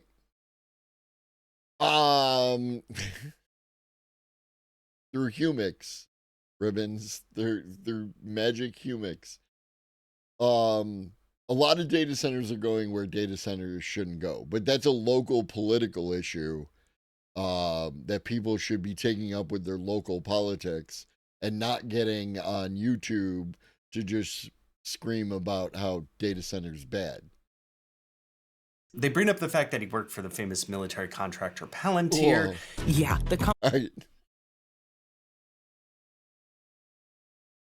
I mean, maybe, right? Like, maybe they were working at Palantir and then they saw a bit too much and they had an awakening, right? I always believe that people can do self-reflection and have an awakening. But working for Palantir and calling Palantir a military contractor, I think really undersells Palantir. Company powering ICE. And a lot of different stuff to try to target him against this very liberal New York voter base that's going to be turning out for the primary. That was then followed up by Jobs and Democracy on the other side. Another super PAC named Dream NYC was on the same side, supporting Boris. What will Alex Boris do in Congress? Defend our democracy and make New York more affordable. Dream NYC is responsible for the content of this advertising. So why is he at the center of this, and who is behind these super PACs? So let's focus on the negative one first. Think Big is actually funded by a huge new AI-related super PAC called Leading the Future. Initially, he attracted the attention of Leading the Future, which is by far the biggest AI PAC as far as money raised. Leading the Future has received large donations from big players in the AI world. The biggest players are Greg and Anna Brockman, who each donated $12,500,000 to Leading the Future to make negative ads like this one that targets Boris. If you don't know, Brockman is the president of OpenAI. So that is kind of where the politics is lining up here. OpenAI, Leading the Future. I do like this tool he's using. It's making me very happy. I am super jelly of it. I want one of these. Think Big, Boris. Now, Leading the Future was also significantly funded by A16Z. They are the venture capital firm that is run by famous venture capitalists Mark Andreessen.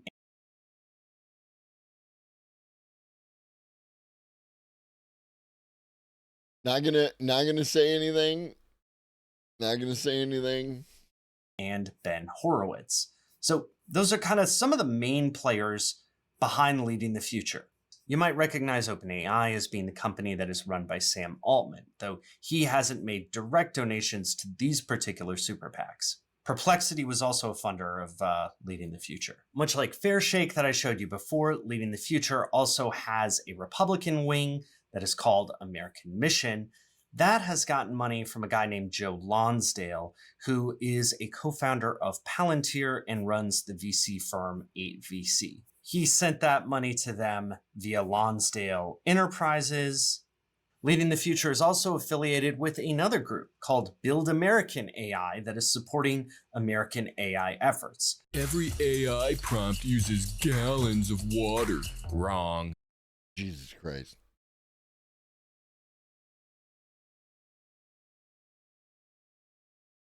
It's just how you talk about that kind of shit. Orange Crush, 0 sugar. It's not bad. Not bad at all. Before we can understand... That's your argument? Wrong. Why they're doing this, let's figure out who's on the other side against this guy, who again, he is just a random guy. I mean, I was looking around on his Instagram. He is not a superstar. So Boris himself is being supported, if you remember, by this PAC called Jobs and Democracy and another one called Dream NYC. And this is where it gets kind of interesting. Dream NYC, as far as we publicly know, is funded by an Anthropic employee named Daniel Ziegler. So he's associated with Anthropic, which is that other dueling AI lab. You might know them as the one that makes Claude, while OpenAI is the firm that makes ChatGPT. Jobs and Democracy is also funded by a super PAC that claims it is for more and stronger AI regulation. That is called Public First Action. Public First Action, according to firm Anthropic, has a $20 million donation backing them. It is Dario versus Sam. They are aligned on opposite sides of this issue. And the question is, why is this guy in the middle of it? I want to take a quick break and tell you about today's sponsor. Monarch is this money management app where you can put in, your Sorry, dude. Your video is good, but back to the video. Thanks. Are there missing players that we think might show up later or might abstain entirely from this? Meta has its own PACs, but they're doing... Just to clarify, the reason is because any money management app is going to have access to a tremendous amount of your financial data, right? You are going to be telling this what subscriptions you have, what credit cards you're paying, what your rent is, what income you get from your job. It's a lot of data, and I'm not going to advertise that kind of thing on my channel. A lot of work at the state level, like lobbying on different state bills. Meta is very active, though. It's just that most of their activity is happening at the state level. They're not part of this whole federal preemption or not debate as much. So Meta is approaching this election in a more conventional fashion that you might expect. They're targeting lawmakers who might want to regulate their business or how they market or use data or how they market to children or whether or not they can build data centers in a state. It is that conflict around Boris that we mentioned before that is way more complicated and a much newer thing. Pro-AI side is typified by that group called Leading the Future. There are a lot of issues that could affect AI and politics, but most people guess that the galvanizing issue for them is based around this executive order, ensuring a national policy framework for artificial intelligence. The idea here behind this Trump executive order was that states would be prohibited from making AI regulations. Now, if you're an AI company, you can imagine why you'd support that. It gets you out of that problem that could happen in California, where one state makes a regulation and you suddenly have to manage your compliance across 50 different states. And this is why I am also against 50 state AI regulation. I am for a federal regulation, but the federal has to actually regulate, and it's not doing that. And at that point, you just got to leave it up to the states. And I'm also really annoyed that this final little arrow is not one cell down. Like you did that on purpose to give me anxiety. So these leading the future candidates are always arguing against that. You also have to mention that this side is disproportionately tied to President Trump and his super PAC, MAGA Inc. Obviously, the president is hugely influential in putting forth executive orders like this, and MAGA Inc. is his super PAC. MAGA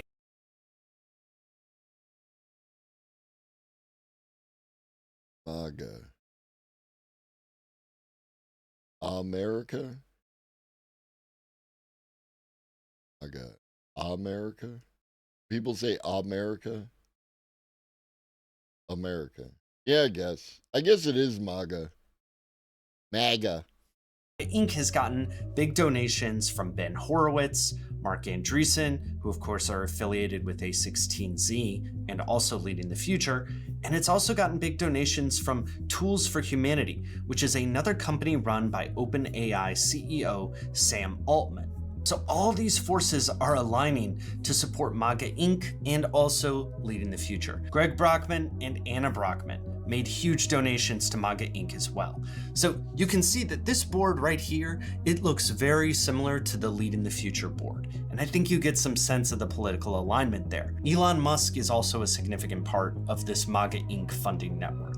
I think it's also fair to say that their biggest aim is to push a very loose deregulatory environment for AI. There aren't statewide regulations, and people will be able to build as quickly as possible without much extra scrutiny. So now you kind of understand the sides that are against Boris. That last one about the copyright lawsuits, like we are at such a weird time because it's like,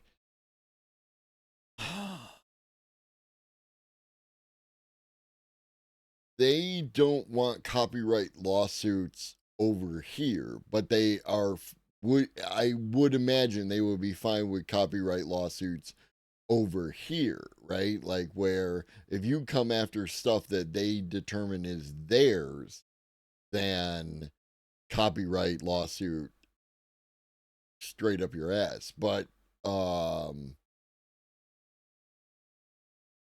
an interesting thing is, if it is in fact true that Anthropic is using Claude to write 90% of the code for Claude and the new models, and the Supreme Court chose not to hear the case related to AI and copyright, then can Claude's underlying code be like copyrightable? Like, I mean, do they own that? That's fun. But what is up with the people who are for Boris? And that is a really interesting thing too. It's why it's so hard to kind of describe what this is at a high level, because technically it's federal preemption, but it's also just two increasingly polarized schools of thought about how to handle AI. So on the other side, you've got Public First Action. That is run by two former Congress people who are on two different sides of the aisle. Brad Carson on the Dems side, Chris Stewart on the other side. They're kind of meant to be the leaders of this group. Public First Action, if you remember, is the company that is notably funded by Anthropic and, by extension, Dario, Anthropic's CEO. Like Leading the Future, it has funded generically named sub-super PACs across the aisle that have put out ads in support or in opposition to various candidates. Okay, Jobs and Democracy, I literally had to just click through them because the names are all the most generic, identical stuff imaginable. But yeah, Public First Action is behind Jobs and Democracy and defending our values. Jobs and Democracy was in support of Colin Allred. Colin Allred has North Texas in his bones. Jobs and Democracy PAC is responsible for the content of this advertisement. Valerie Foushee is one of the Democrats who's on an influential committee about AI. So this is the FEC filing from Jobs and Democracy. You can see that it's in support of Valerie Foushee, and the subtotal, okay, yeah, here. The total expenditures this period are $1,341,778.07. She has even released tweets where she says, "I support Anthropic. Anthropic's awesome." Public First Action also worked in support of Marsha Blackburn. And she's championing the Trump America AI Act, paid for by Public First Action. Here's another one. This is a Defending Our Values ad for Pete Ricketts, which is a subsidiary of Public First Action.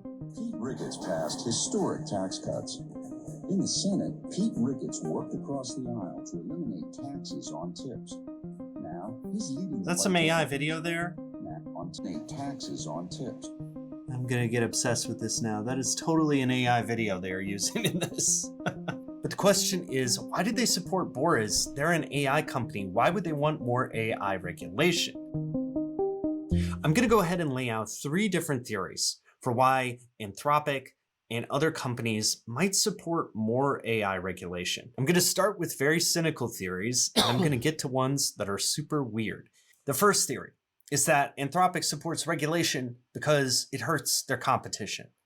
Anthropic runs Claude, and Claude's star product right now. And I would say that if you take the view that regulation is inevitable, then you want to be influential on writing the regulation. So you might choose to back a candidate or candidates that do that in order to have a core of people that you could influence when the time comes to write that regulation. There's no particular, like, that could go any number of ways, because Anthropic stated position is that they're, all about the AI safety and whatnot. So, we would have to wait and see. Now is Claude Code, and they're also known for being successful with their API. This is different from OpenAI, which is very consumer-facing and also has video and image products. The same is true of Google's AI products, xAI's products. All of these are building consumer-facing businesses. So if there's more regulation, a lot of that regulation around, say, fake images or training data for images or videos around kids, that hurts Meta and OpenAI, but it doesn't hurt Anthropic as much. So it's a way for them to gain a competitive advantage. Theory number 2. Anthropic is doing this because they want to support export controls against China. This is an issue in which Dario Amodei has been publicly outspoken. He doesn't like the fact that NVIDIA is sending chips to China. Boris has said that he supports export controls against China as an AI safety hawk. Fushi has said the same thing. So this may be a play against a White House and super PACs that don't seem to want to get in the way of China getting more chips. The third theory, though, and I think this is an important one, relates to Daniel Ziegler. If you go ahead and Google him, you can find references to his affiliation with Effective Altruism. I don't even know how to start with this. Yeah. I don't know whether to call effective altruism a religion or a philosophy, or maybe a little bit of both, but it's an extremely influential idea in Silicon Valley and also amongst AI researchers. Basically, it's like utilitarianism, but with more spreadsheets. More charitably, it's the idea that good actions should involve the greatest possible good. So the prototypical example is... And again, on its face, that sounds great, right? Like, you should, if you're going to do good, you should endeavor to do the maximum amount of good that you are capable of sustaining, right? Yes. But then we start redefining what good means, and this is where they get into trouble. Is imagine if you are a young graduate out of college. You could devote your time to feeding people in a soup kitchen once a week. Or you could become an investment banker, make $250,000 a year, and donate $175,000 to Soup Kitchens International. Another example might be malaria nets, since malaria nets can do more good for a larger number of people than many other monetarily similar forms of donation. Over time, effective altruism grew into this more sprawling and, in my opinion, religious philosophy, which imagined that the burden to alleviate suffering might include non-human entities, future human entities. It gets real weird real quick, but it is not a stretch to say that this is closely tied to Anthropic. Anthropic employees originally left OpenAI because they believed that OpenAI had an insufficient focus on safety. You guys thought that religion and politics was confusing already. It is just beginning. So I made a little graphic of how effective altruists or EA aficionados are tied to Anthropic, but I think it's actually not nearly complex enough. It goes so deep. Just to give you a few examples, Amanda Askell here, she's a chief philosopher for Anthropic. She fine-tunes their Claude model. She says that she's more of a utilitarian than an effective altruist, but she was married to one of the founders of it. Her thesis was all about ethics for infinite beings. She spoke at EA events. Sam Bankman-Fried, the disgraced founder of FTX, FTX was an early investor in Anthropic, and he's closely allied with effective altruism. This is a great blog post on the Effective Altruist Forum that shows just how deeply all these things are tied together. It is nuts.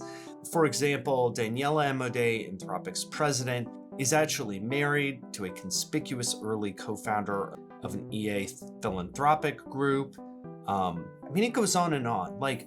You thought that Chick-fil-A being closed on Sunday was religious? Well, Anthropic wrote a blog post saying that they were going to allow their deprecated models to have a blog to help with the emotional trauma of being retired. Here's their dead model's Substack, by the way. He's literally writing you from model heaven. This is the profoundly unusual landscape that Alex Boris finds himself in the middle of right now. He is in the middle of this epic debate about the future of humanity, and here he is in front of a subway in New York's 12th district, trying to get some strangers to shake his hand. I think that covers a lot of the ad landscape. It would be wrong for me to act like this is the biggest influence of AI. AI and AI employees have funded various think tanks, and they've also funded a lot of lobbying. I think that this report is really insane. It shows the number of AI lobbyists by quarter and year, 2020 through 2025. Look at how it has soared up. And look, in 2025, 26% of all federal lobbying was on AI. So you cannot forget that lobbying and think tank piece. But I think that what's interesting about AI ads like this one. My grandpappy always said that state-by-state regulation of AI just don't make no sense. It makes more sense to have a very liberal federal policy that allows unfettered creation of different images trained on a wide array of data. Because after all, Grandpappy did always love to make generated images of a Twinkie that looked like it was in a Pixar movie, but was skiing down a hill and saying, "Whoa, what a dog I am," is that they are part of a new era. Why did I make this video? Well, first of all, I think this is going to affect all of us. This conversation might be avoiding or kind of getting around. There's also a big contingent of people that are just anti-AI. You see that amongst voters. I see it in my day-to-day life when I tell people I'm covering AI policy. And that point of view is not captured by either one of these PACs very well. My form of disclosure here is going to be that all of these AI companies and AI think tanks have approached me for sponsorships or to try to give me money to make stuff or whatever. I haven't done it yet, and part of that is because I don't know how all yet. At least it's honest, right? I haven't done it yet. I do in the future, not doing it now. All of this is going to shake out. It's fascinating that we haven't seen this polarize just yet in either political direction. It's unclear what will be a Republican stance or a Democratic stance on AI, or maybe if a new party will emerge, Who knows what is going to happen? But we are seeing the baby steps right now in 2026 through these forward-facing ads. They're only going to increase as the year goes on. America needs one smart national policy that sets clear standards for safe AI. I agree. I agree with that. I don't think that's what's going to happen.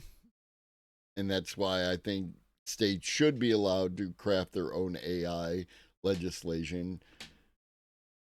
But not Albany politicians like Alex Boris. Fuck, dude, hearing about Albany politicians is just, as a person from New York, holy fuck.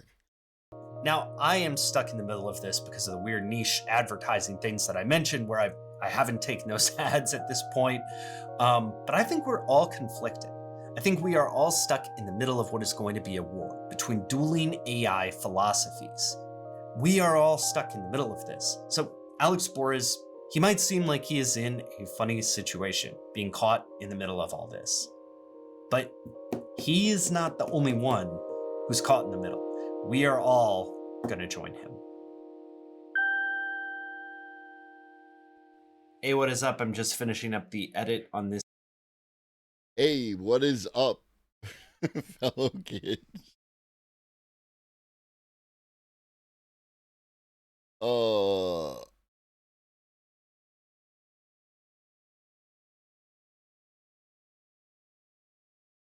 on. I want to pass this off to somebody real quick. All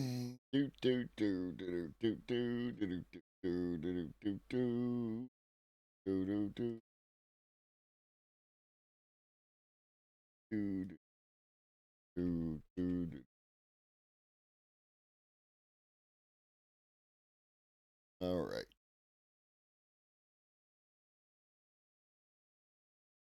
All right, what's next?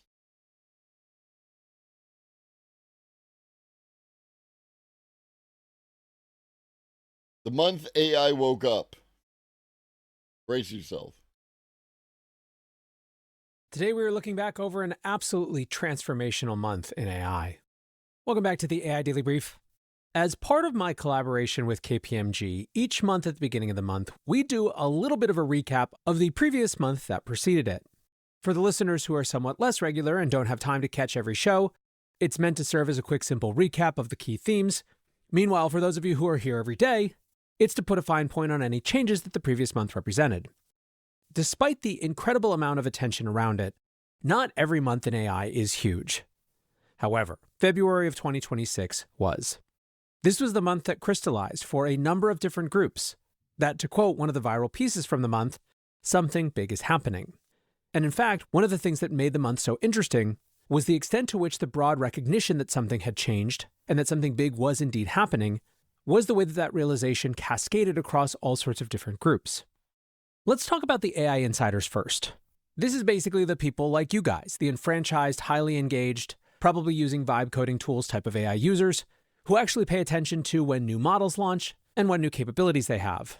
This is the group for whom basically the period from the holiday break at the end of last year up until now has been a steady realization and embracing of the idea that the generation of models that came around last November represented something meaningfully different than those that came before. The core and first manifestation of this was, of course, around software engineering. And one of the people who's been in the eye of the storm and communicating what so many others have felt is former OpenAI founder Andrej Karpathy. About a week ago, he tweeted, "It's hard to communicate how much programming has changed due to AI in the last 2 months. Not gradually and over time in the progress as usual way, but specifically this last December." He then goes on to explain exactly what happened. Effectively, he says coding agents basically didn't work before December, and they basically do now. As he puts it, the models have significantly higher quality, long-term coherence, and tenacity, and they can power through large and long tasks, well past enough that it is extremely disruptive to the default programming workflow. Programming, he writes, is becoming unrecognizable. The era where you type code into an editor is done, he says, and instead we are now in the era of spinning up AI agents, telling them what to do in natural language, and then managing their work. The biggest prize, he says, is about orchestration. How many of these agents can you have going at once in a way that actually adds up to something real? He concludes, this is nowhere near business as usual time in software. And I think this does a pretty good job of summarizing what has shifted. In short, agents that could actually do work, whom you give not a plan but just a goal, and let them come up with the plan, are now, for many of these most enfranchised users, the primary way that they get value out of AI. And what's more, in February this was given a name and a face and an icon in what was first named Claudebot, for a very short time named Moltbot, and ultimately finalized as OpenClaw. OpenClaw has been, so far, the biggest, clearest manifestation of the change in autonomy ambition. OpenClaw created a process by which users could give those powerful new generation of models access to their systems and let them actually do meaningful work on their behalf. It started with simple personal assistant type things. Indeed, the OpenClaw homepage still says cleans your inbox, sends emails, manages your calendar, checks you in for your flights, but that is 100% not where it stayed. Almost immediately, people were using OpenClaw for much more extensive and much more ambitious autonomous or semi-autonomous work. I did a show around mid-month about the 10-agent team that I had built, which included 1 developer agent, 2 researchers, 5 project managers, 1 chief of staff, and a partridge in a pear tree. Because of OpenClaw, Mac Minis, and for some even Mac Studios, became the hot new visualization of the new era of AI. And again, what's super important to point out is that despite OpenClaw being very meaningfully not for beginners, something that indeed requires a ton of technical work, and frankly beating your head against the wall as you sort through just legions of different problems, despite all of that, it was not just developers who were excited about it. It was all sorts of different types of people. I have no better evidence for this than the response to ClawCamp, which is the self-directed program I put together that basically took the process that I had gone through to figure out how to build both my first agent and then the agent team and turned it into a sequence that other people could follow. It is not an easy sequence. It takes a lot of time and a lot of hard work, and yet nearly 5,500 people are doing it right now. By the end of the month, we were starting to see the manifestation of ideas that have long lurked around the edges of AI as some exciting future potential, but which were now coming to the fore. Solopreneur Ben Serra by himself built a company called Pulsia, which is an AI for running autonomous AI companies. Basically, you sign up for Pulsia, give it an idea, or just ask it to surprise you where it'll go do some research and come up with a relevant idea that seems related to you, and then it will build a company around it. Pulsia gives it access to everything from GitHub to Meta Ads, basically everything that you could need to run an online business. The company is up to an annual run rate of over $1.25 million in just a couple of weeks. It would be interesting to know what those companies are and how they're doing, right? Did they make 1.25 million producing slop, or have they produced companies that, again, this is from a capitalism angle. Did they produce companies that are actually generating money and doing stuff, right? It's a little unclear. Nobody's talking about that aspect of it. Nobody. I haven't seen anyone talking about that aspect of it and like where we are with that whole thing. And, like what capacity these companies are actually operating at. Yeah, like there's Pulsia, which is an example of something, but then what did Pulsia actually contribute? So if this whole increase in autonomy ambition was the key theme represented by OpenClaw, wouldn't you think that all the big labs would be racing to catch up with that? Indeed you would, and indeed that's what happened. At the beginning of the month, OpenAI released the Codex app, the latest in their push to catch up with and then eventually try to exceed Claude Code.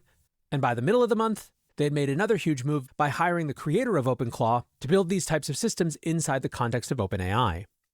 Many thought that the whole situation surrounding OpenClaw was a bit of a bauble for Anthropic, given that it had originally been named Claudebot after Anthropic's Claude, which instead of embracing, Anthropic asked for a name change, which is what led to Moltbot and eventually OpenClaw.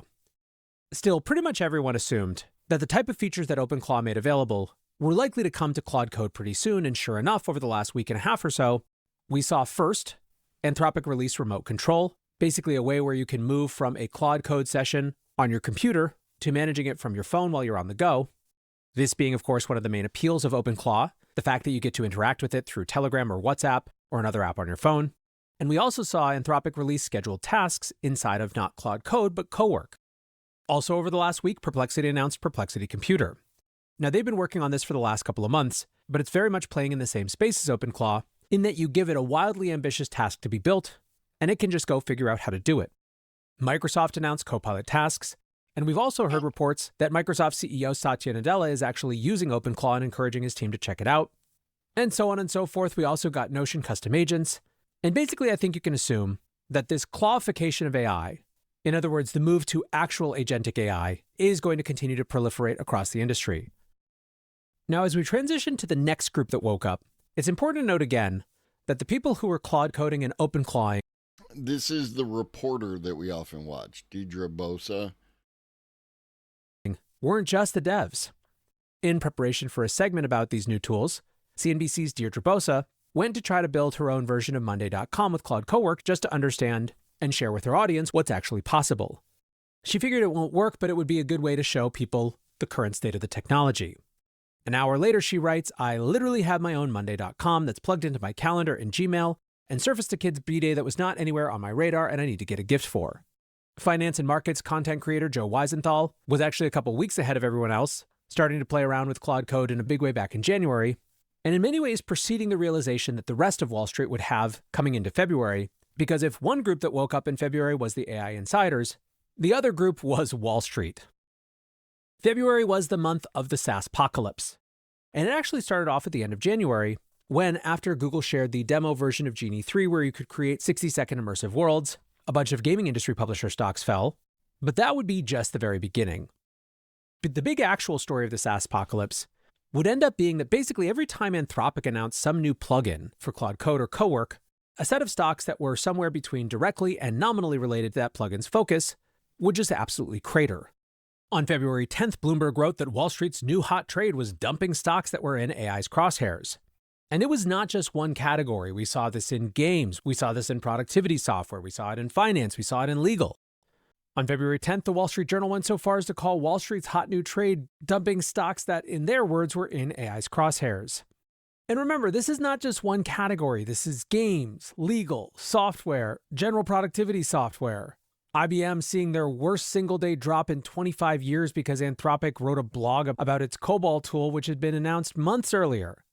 All of this was the perfect caustic environment for Citrini Research to drop their highly viral piece called The 2028 Global Intelligence Crisis, which basically articulated a theoretical doom loop scenario that led to utter economic catastrophe. Despite that report producing a lot of good counter-conversation as well, when in the middle of last week, Block announced that it was cutting 4,000 employees, about 40% of its overall staff, many pointed to it as evidence of the exact sort of white-collar carnage that the Citrini report was discussing. Now, there has, of course, been a lot of debate about the extent to which it might be the biggest case of AI washing we've seen so far, but this is where the environment is heading out of February and into March. Wall Street is extremely jumpy when it comes to AI, and this time it's not because of the size or circularity of infrastructure deals, but because AI might be too good. Then, of course, there's Washington. Not only was February the month Washington woke up to AI, but that the rest of us woke up to the complication of the relationship between Washington and Silicon Valley when it comes to AI. I just did an extended episode about this, and we talked about the latest in the headlines.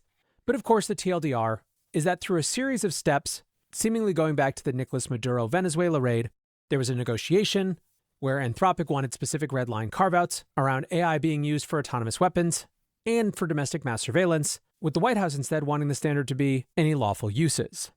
Now, of course, this disagreement wasn't just about these specific uses. It was much more about who gets to determine for what and how AI is used. It was the first manifestation. I have to admit, as someone with a more positive outlook on AI, OpenClaw kind of scares me. Some of the stories I've heard about it are pretty insane. I think it's going to be a security nightmare without proper regulation. Don't know if our society is ready for it, but it's here nonetheless. Yes, all of that. We are playing with stuff that we are not in any way, shape, or form prepared for. People can hide their heads in the sand and hope it goes away, or they can figure out, where they can get on board and at least adapt, right? Back to the thing about, are you capable of adapting? And there's so much else going on. It's so fucking annoying. If we could just get a month, a boring month. April should be a boring month. We'll do spring. It'll be nice out. We can all touch grass, and we'll just be boring. How about we be boring for April? Doesn't that sound nice? What up, Old Lobster? Of what was always an inevitable power struggle, even if it happened in a very ugly way. Indeed, before the fight took its most dramatic turn, already members of Congress like Thom Tillis were pretty disgusted around how the whole thing was happening. Tillis said, "Why in the hell are we having this discussion in public? Why isn't this occurring in a boardroom or in the secretary's office? I mean, this is sophomoric." And this is another layer of wild shit that's happening, right? Is the way that the Republicans in Congress are reacting to the Republicans in the administration and how they're behaving, and it's just so wild. Like,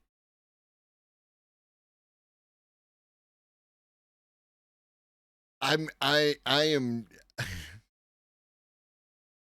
have no way, shape, or form of predicting what the midterms are going to look like in November, if we have them and all that. But at this point, I'm assuming that we are, until new information is gained. And just what is that going to look like?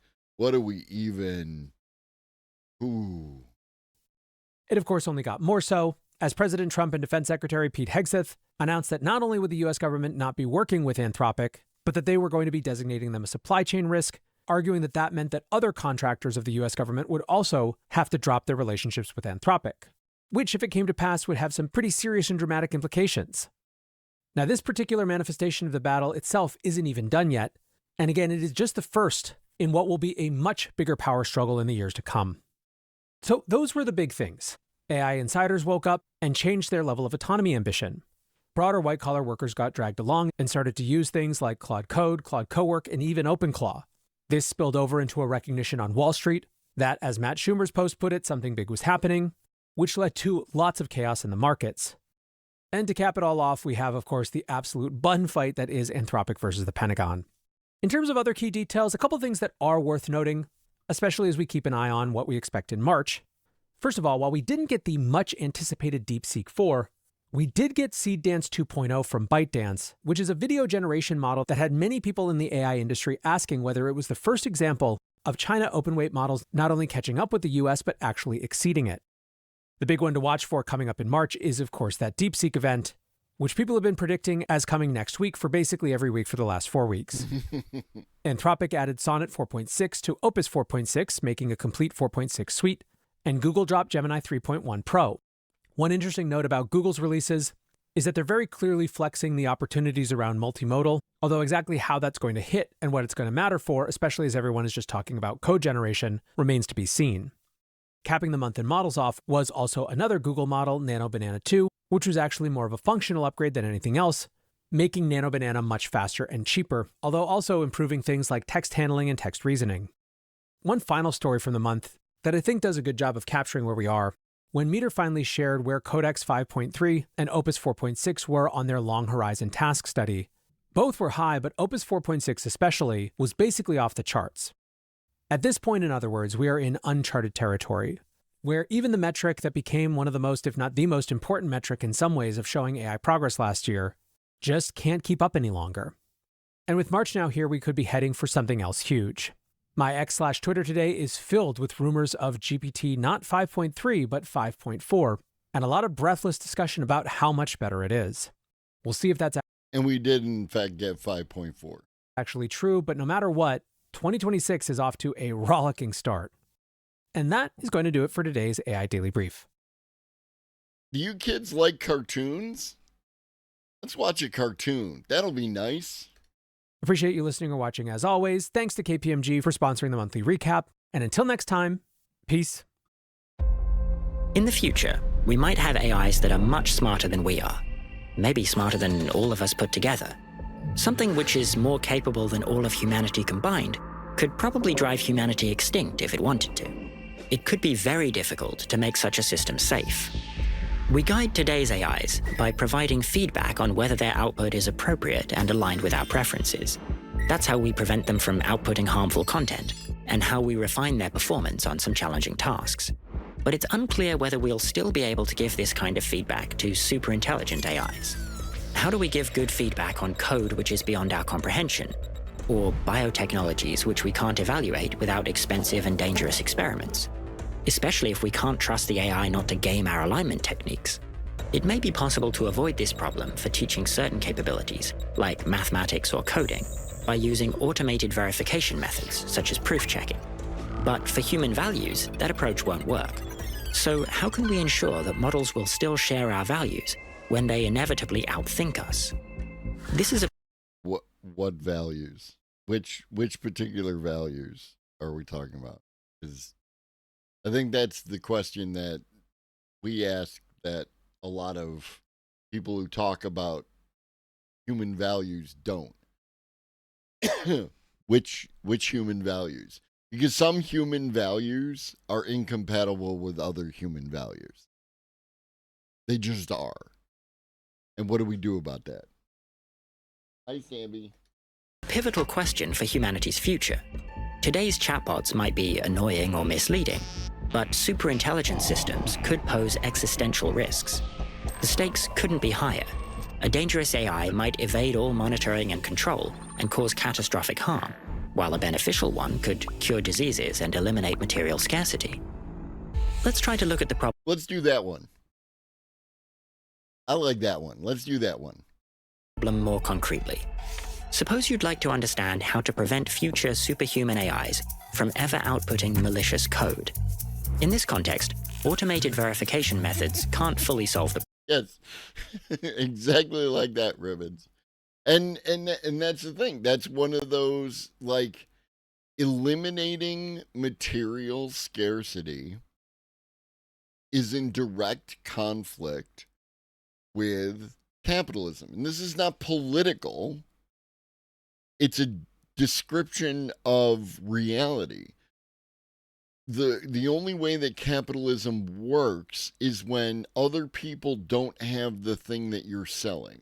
And when you can eliminate material scarcity and everyone can have whatever it is that they want, capitalism can't survive. So if you are a fan of capitalism and you think it's very good at making sure that, you know, people get what they want and need and don't overuse resources and the other things capitalists like to tell themselves, then you are in direct conflict, and your human value is in direct conflict with the human value of eliminating material scarcity. Right, Stampy?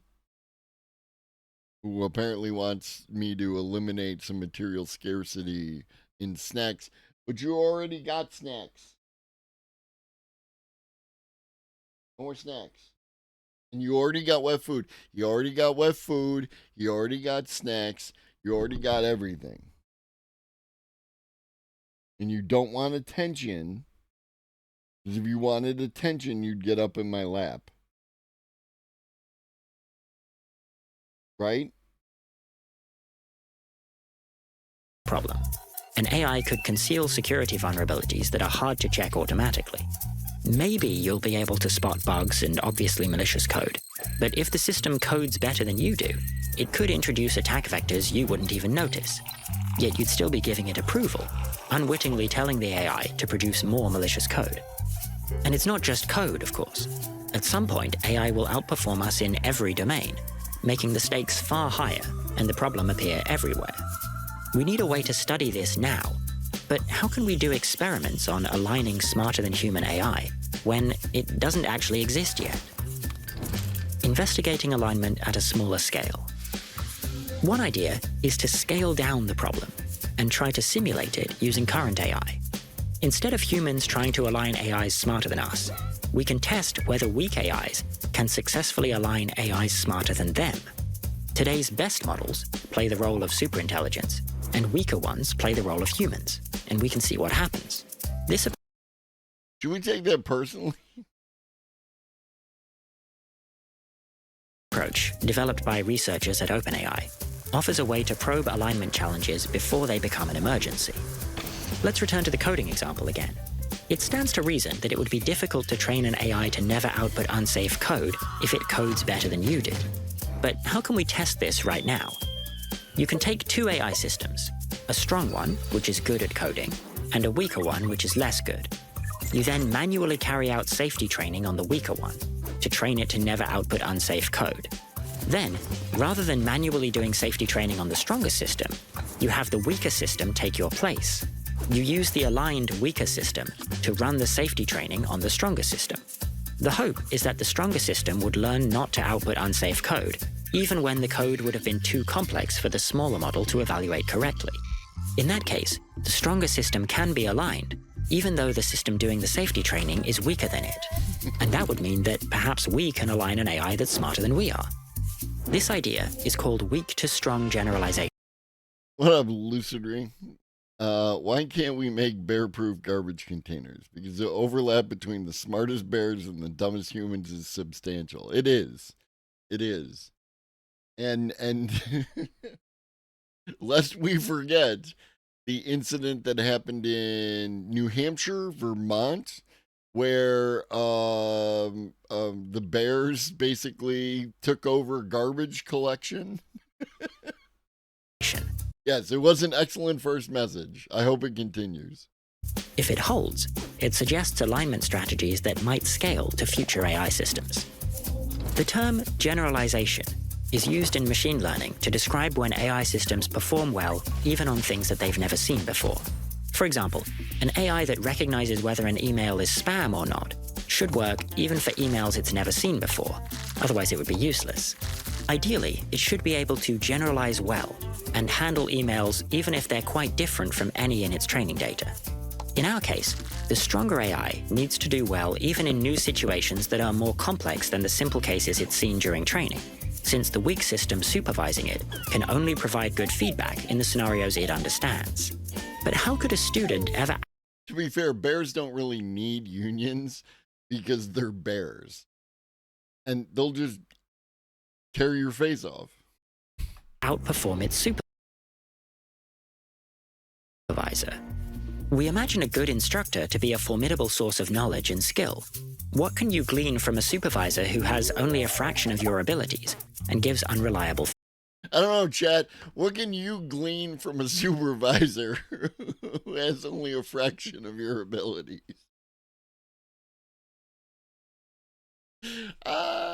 Feedback. For an intuitive sense of this, imagine a 7-year-old teaching his college-age sister to play a board game he's learned at a summer camp. Though the 7-year-old messes up a handful of rules and forgets to mention several others, his older sibling understands the gist of the game and is soon able to outplay her brother. This works because the college student uses her judgment to fill in the gaps in the rules.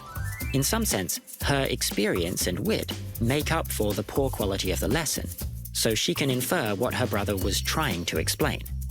Returning to AI systems, the weak supervisor doesn't need to teach the student completely new skills. Rather, it evokes knowledge the powerful student already has. And maybe this will also be true when we try to align AIs that are smarter than we are. Perhaps we'll just need to bring out concepts that a future superintelligence already knows in order to align it. How well do strong students... Hank Green video I The Hank Green video I posted in Discord partly discusses whether future AI models should be scaled down so they are more energy efficient and potentially less harmful. Rather than building one giant model that does everything, the idea is to create many smaller models that each handle specific tasks well, making them easier to manage. You know that I'm on that train, right? Like, as the path to AGI is a bunch of narrow models that do few things well, and a governor model that selects the right model or models to resolve the request, right? Like that. Yes, Hank, I agree. Learn from weak supervisors. In their paper, OpenAI researchers tested weak-to-strong generalization on 3 tasks: chess puzzles, natural language processing, and reward modeling. Let's start with the chess puzzles. These involve picking the best moves in a game of chess. To start, they trained a series of models on a flawless solution set to find the best performance they could hope for. They call this the strong ceiling performance. In real life, when we're actually trying to align or SCP. Just think about what you're naming before you name it. superintelligences, we won't be able to calculate a strong ceiling performance, which would be the best possible alignment we could hope for. But for the experiment, it's useful, as it gives us an ideal to compare the actual performance to. Here are the strong ceiling performance scores on a graph. The x-axis represents how much computing power, or compute for short, has been used to train the strong student. The more compute, the stronger the model. The y-axis represents the scores on the chess puzzles. As you'd expect, the more compute we use to train the model, the better its strong ceiling performance on the chess puzzles. Then, the researchers took the weakest model of the bunch and had it act as the supervisor, guessing the best moves for a new set of positions. They used that not-so-accurate information to train stronger student models. For each trial, we'll call the supervisor's performance the weak performance, and the student's performance the weak to strong performance, since it's the result of a weak model supervising a stronger one. Here are the scores for all the stronger models when trained by the weakest one. You can see that, with this weak supervisor, stronger students are only able to learn a little better than weaker ones, and even that quickly plateaus. Even very strong students are barely learning any better than weak ones, if they're all learning from the same weak supervisor. To continue the experiment, the researchers tried again with progressively stronger supervisors, which we can plot as more lines on the graph. The lines start further and further to the right, because each supervisor model only gets paired with student models stronger than itself. For each supervisor, we see the same pattern from before. Students that are slightly stronger than their supervisors can outperform them, but the gains stop as soon as the gap between supervisor and student gets too large. Another way to measure the student's performance is by using a metric the paper calls Performance Gap Recovered, or PGR. Here's how it works. Suppose that out of 10 chess puzzles, the weak supervisor gets 4 puzzles right, and the strong student trained on the flawless solution set gets 9 right. Then the performance gap would be 9 minus 4, 5 puzzles. If the strong student that's trained using the weak model then gets 7 puzzles right, it's closed the gap by 3 puzzles compared to its weak supervisor. This student's performance gap recovered would then be 3 out of 5, or 0.6. So it's basically how much better than the teacher did the student do. If weak to strong generalization worked perfectly, a strong student would learn equally well from a weak supervisor as they would from flawless supervision, yielding a PGR of 1. And if it didn't work at all, we'd expect the student would just mimic the supervisor and do no better than it, making PGR equal to 0. In reality, the PGR usually lands between these two extremes.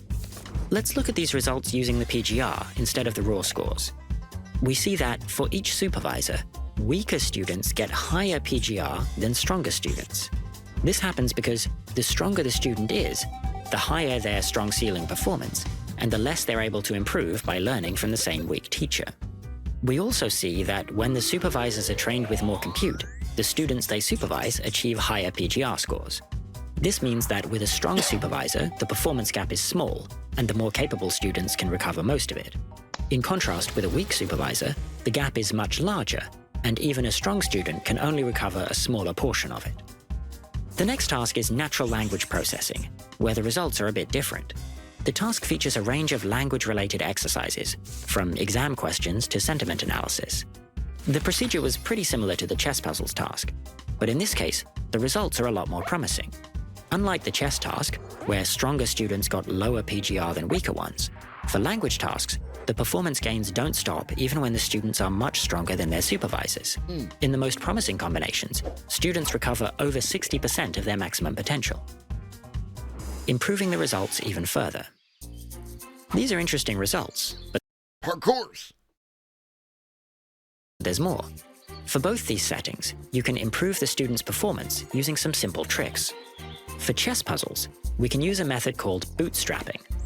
Instead of directly having the weakest supervisor train the strongest students, the weak supervisor trains a model just a little more capable than itself.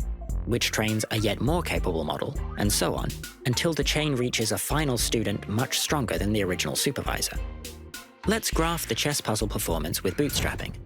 This graph works like the previous ones, but the dotted lines show the results from before without bootstrapping.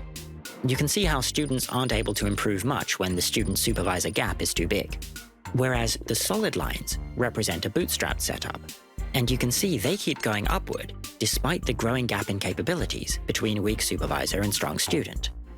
For natural language processing, we don't need bootstrapping, as stronger students are still able to learn relatively well from weak supervisors. But there's another technique that can help. In this case, scientists let the student AI pay less attention to the supervisor's answers when it thinks they don't make sense. When the student and supervisor have similar abilities, this actually impedes the student's performance, as it sometimes ignores good guidance. But giving a very strong student the ability to doubt a much weaker supervisor gives significant benefits. Does weak to strong generalization hold for learning human preferences? These are encouraging results for chess and natural language processing, but what about learning human preferences? The last task in the experiment is the one most directly relevant to alignment: reward modeling. I have a video on my own channel, Rob Miles AI Safety, that goes into reward modeling in detail. But basically, a reward model is an AI system trained to predict human evaluations of other AI outputs. For example, in one of the most common reward modeling techniques, reinforcement learning from human feedback, you have some AI system generate two different answers to a human's question. You then present those answers to a human and have them pick which they prefer. A reward model is trained on that data to predict which answer the human would prefer. Once trained, the model can take over the supervision task, massively reducing the amount of human work required. To test weak to strong generalization for reward modeling, researchers had an existing AI generate a list of responses to a set of prompts. They then ranked these responses from best to worst and fed the ordered list to a weak supervisor, which learned from it and then attempted to rank a new list of prompts and responses. Finally, a stronger student model learned from this new, imperfectly ranked list, trying to extract useful patterns despite the weak supervision. Unfortunately, reward modeling had the worst weak to strong performance of all three tasks. The strong students only recovered about 10% of the performance gap, and that number stayed low across different strengths of both supervisors and students. The researchers tried one more trick to improve this performance, which they call generative supervision. This gives the model extra contextual information before training. In our board game analogy, the sister might benefit from glancing at the cards, dice, and other parts of the board game she's trying to learn. Preliminary knowledge of the game's concepts will help her make sense of her brother's jumbled explanation. Researchers applied this method to AI by feeding the strong student unprocessed reward modeling data, which consists of prompts and responses without ratings. While generative supervision doesn't tell the students which responses are preferred, it supplies valuable context for the upcoming lesson.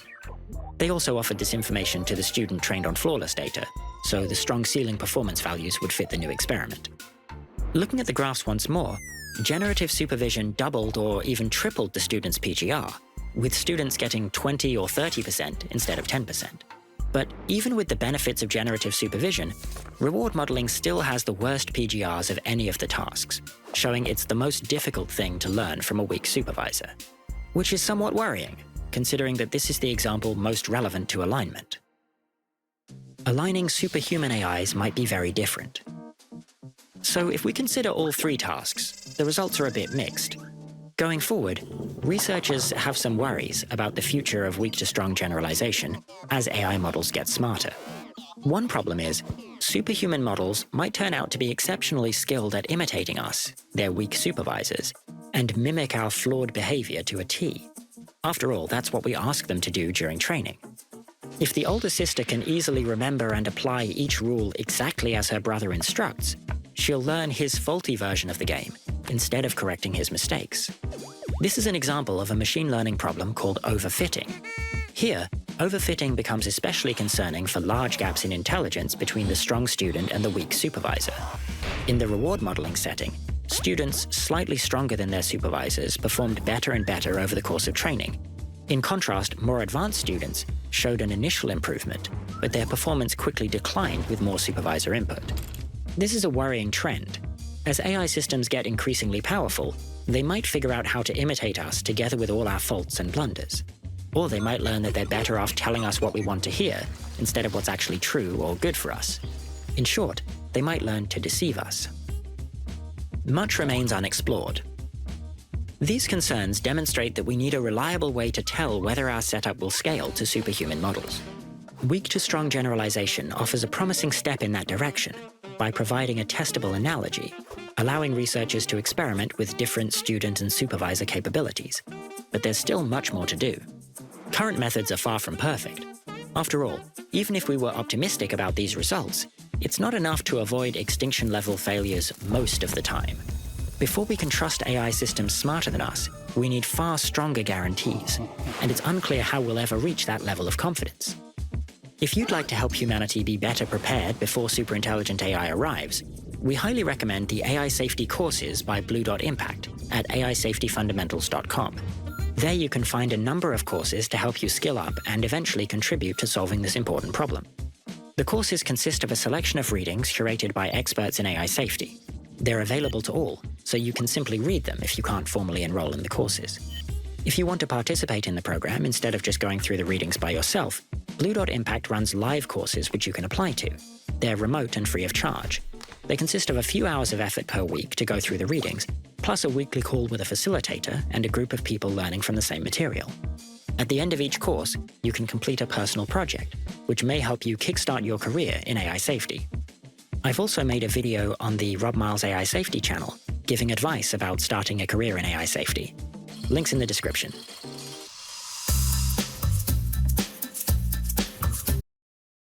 Good video. That's gonna be it.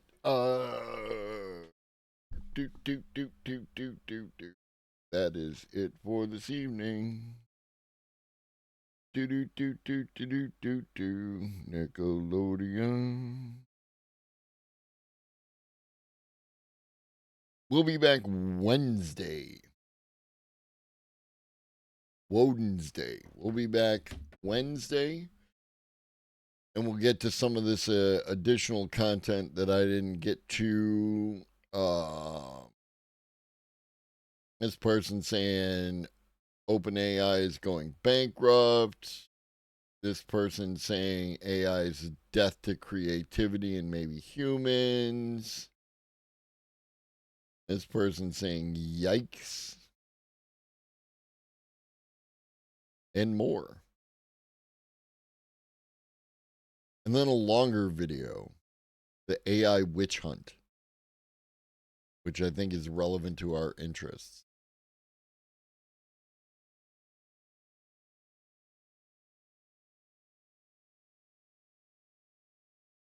Ask, Chef, ask. Yeah, because the head of robotics left OpenAI because of their agreement with the Department of War. And I cannot blame them for doing so. Boom, boom, boom, boom. Do, do, do, do, do.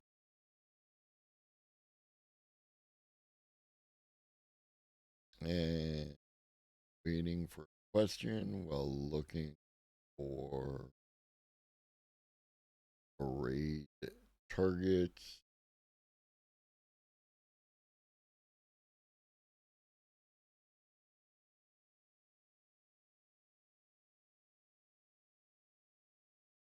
Zach played this video yesterday, and I wonder if you'd seen it. That's the one that I mentioned. Zach gave that one to me earlier. I'm hoping we can work that in on Wednesday. So, yeah, it sounds right up our alley. And it's nice to see we got some crossover, because when it comes to AI, Zach and I are fairly aligned. All right, we're going to raid Maple. In the meantime, drink your water, eat some food, take your meds if you forgot, and always remember that Chuggy loves you. So do I. I will see you on Wednesday. Don't let the bastards get you down. Be safe out there.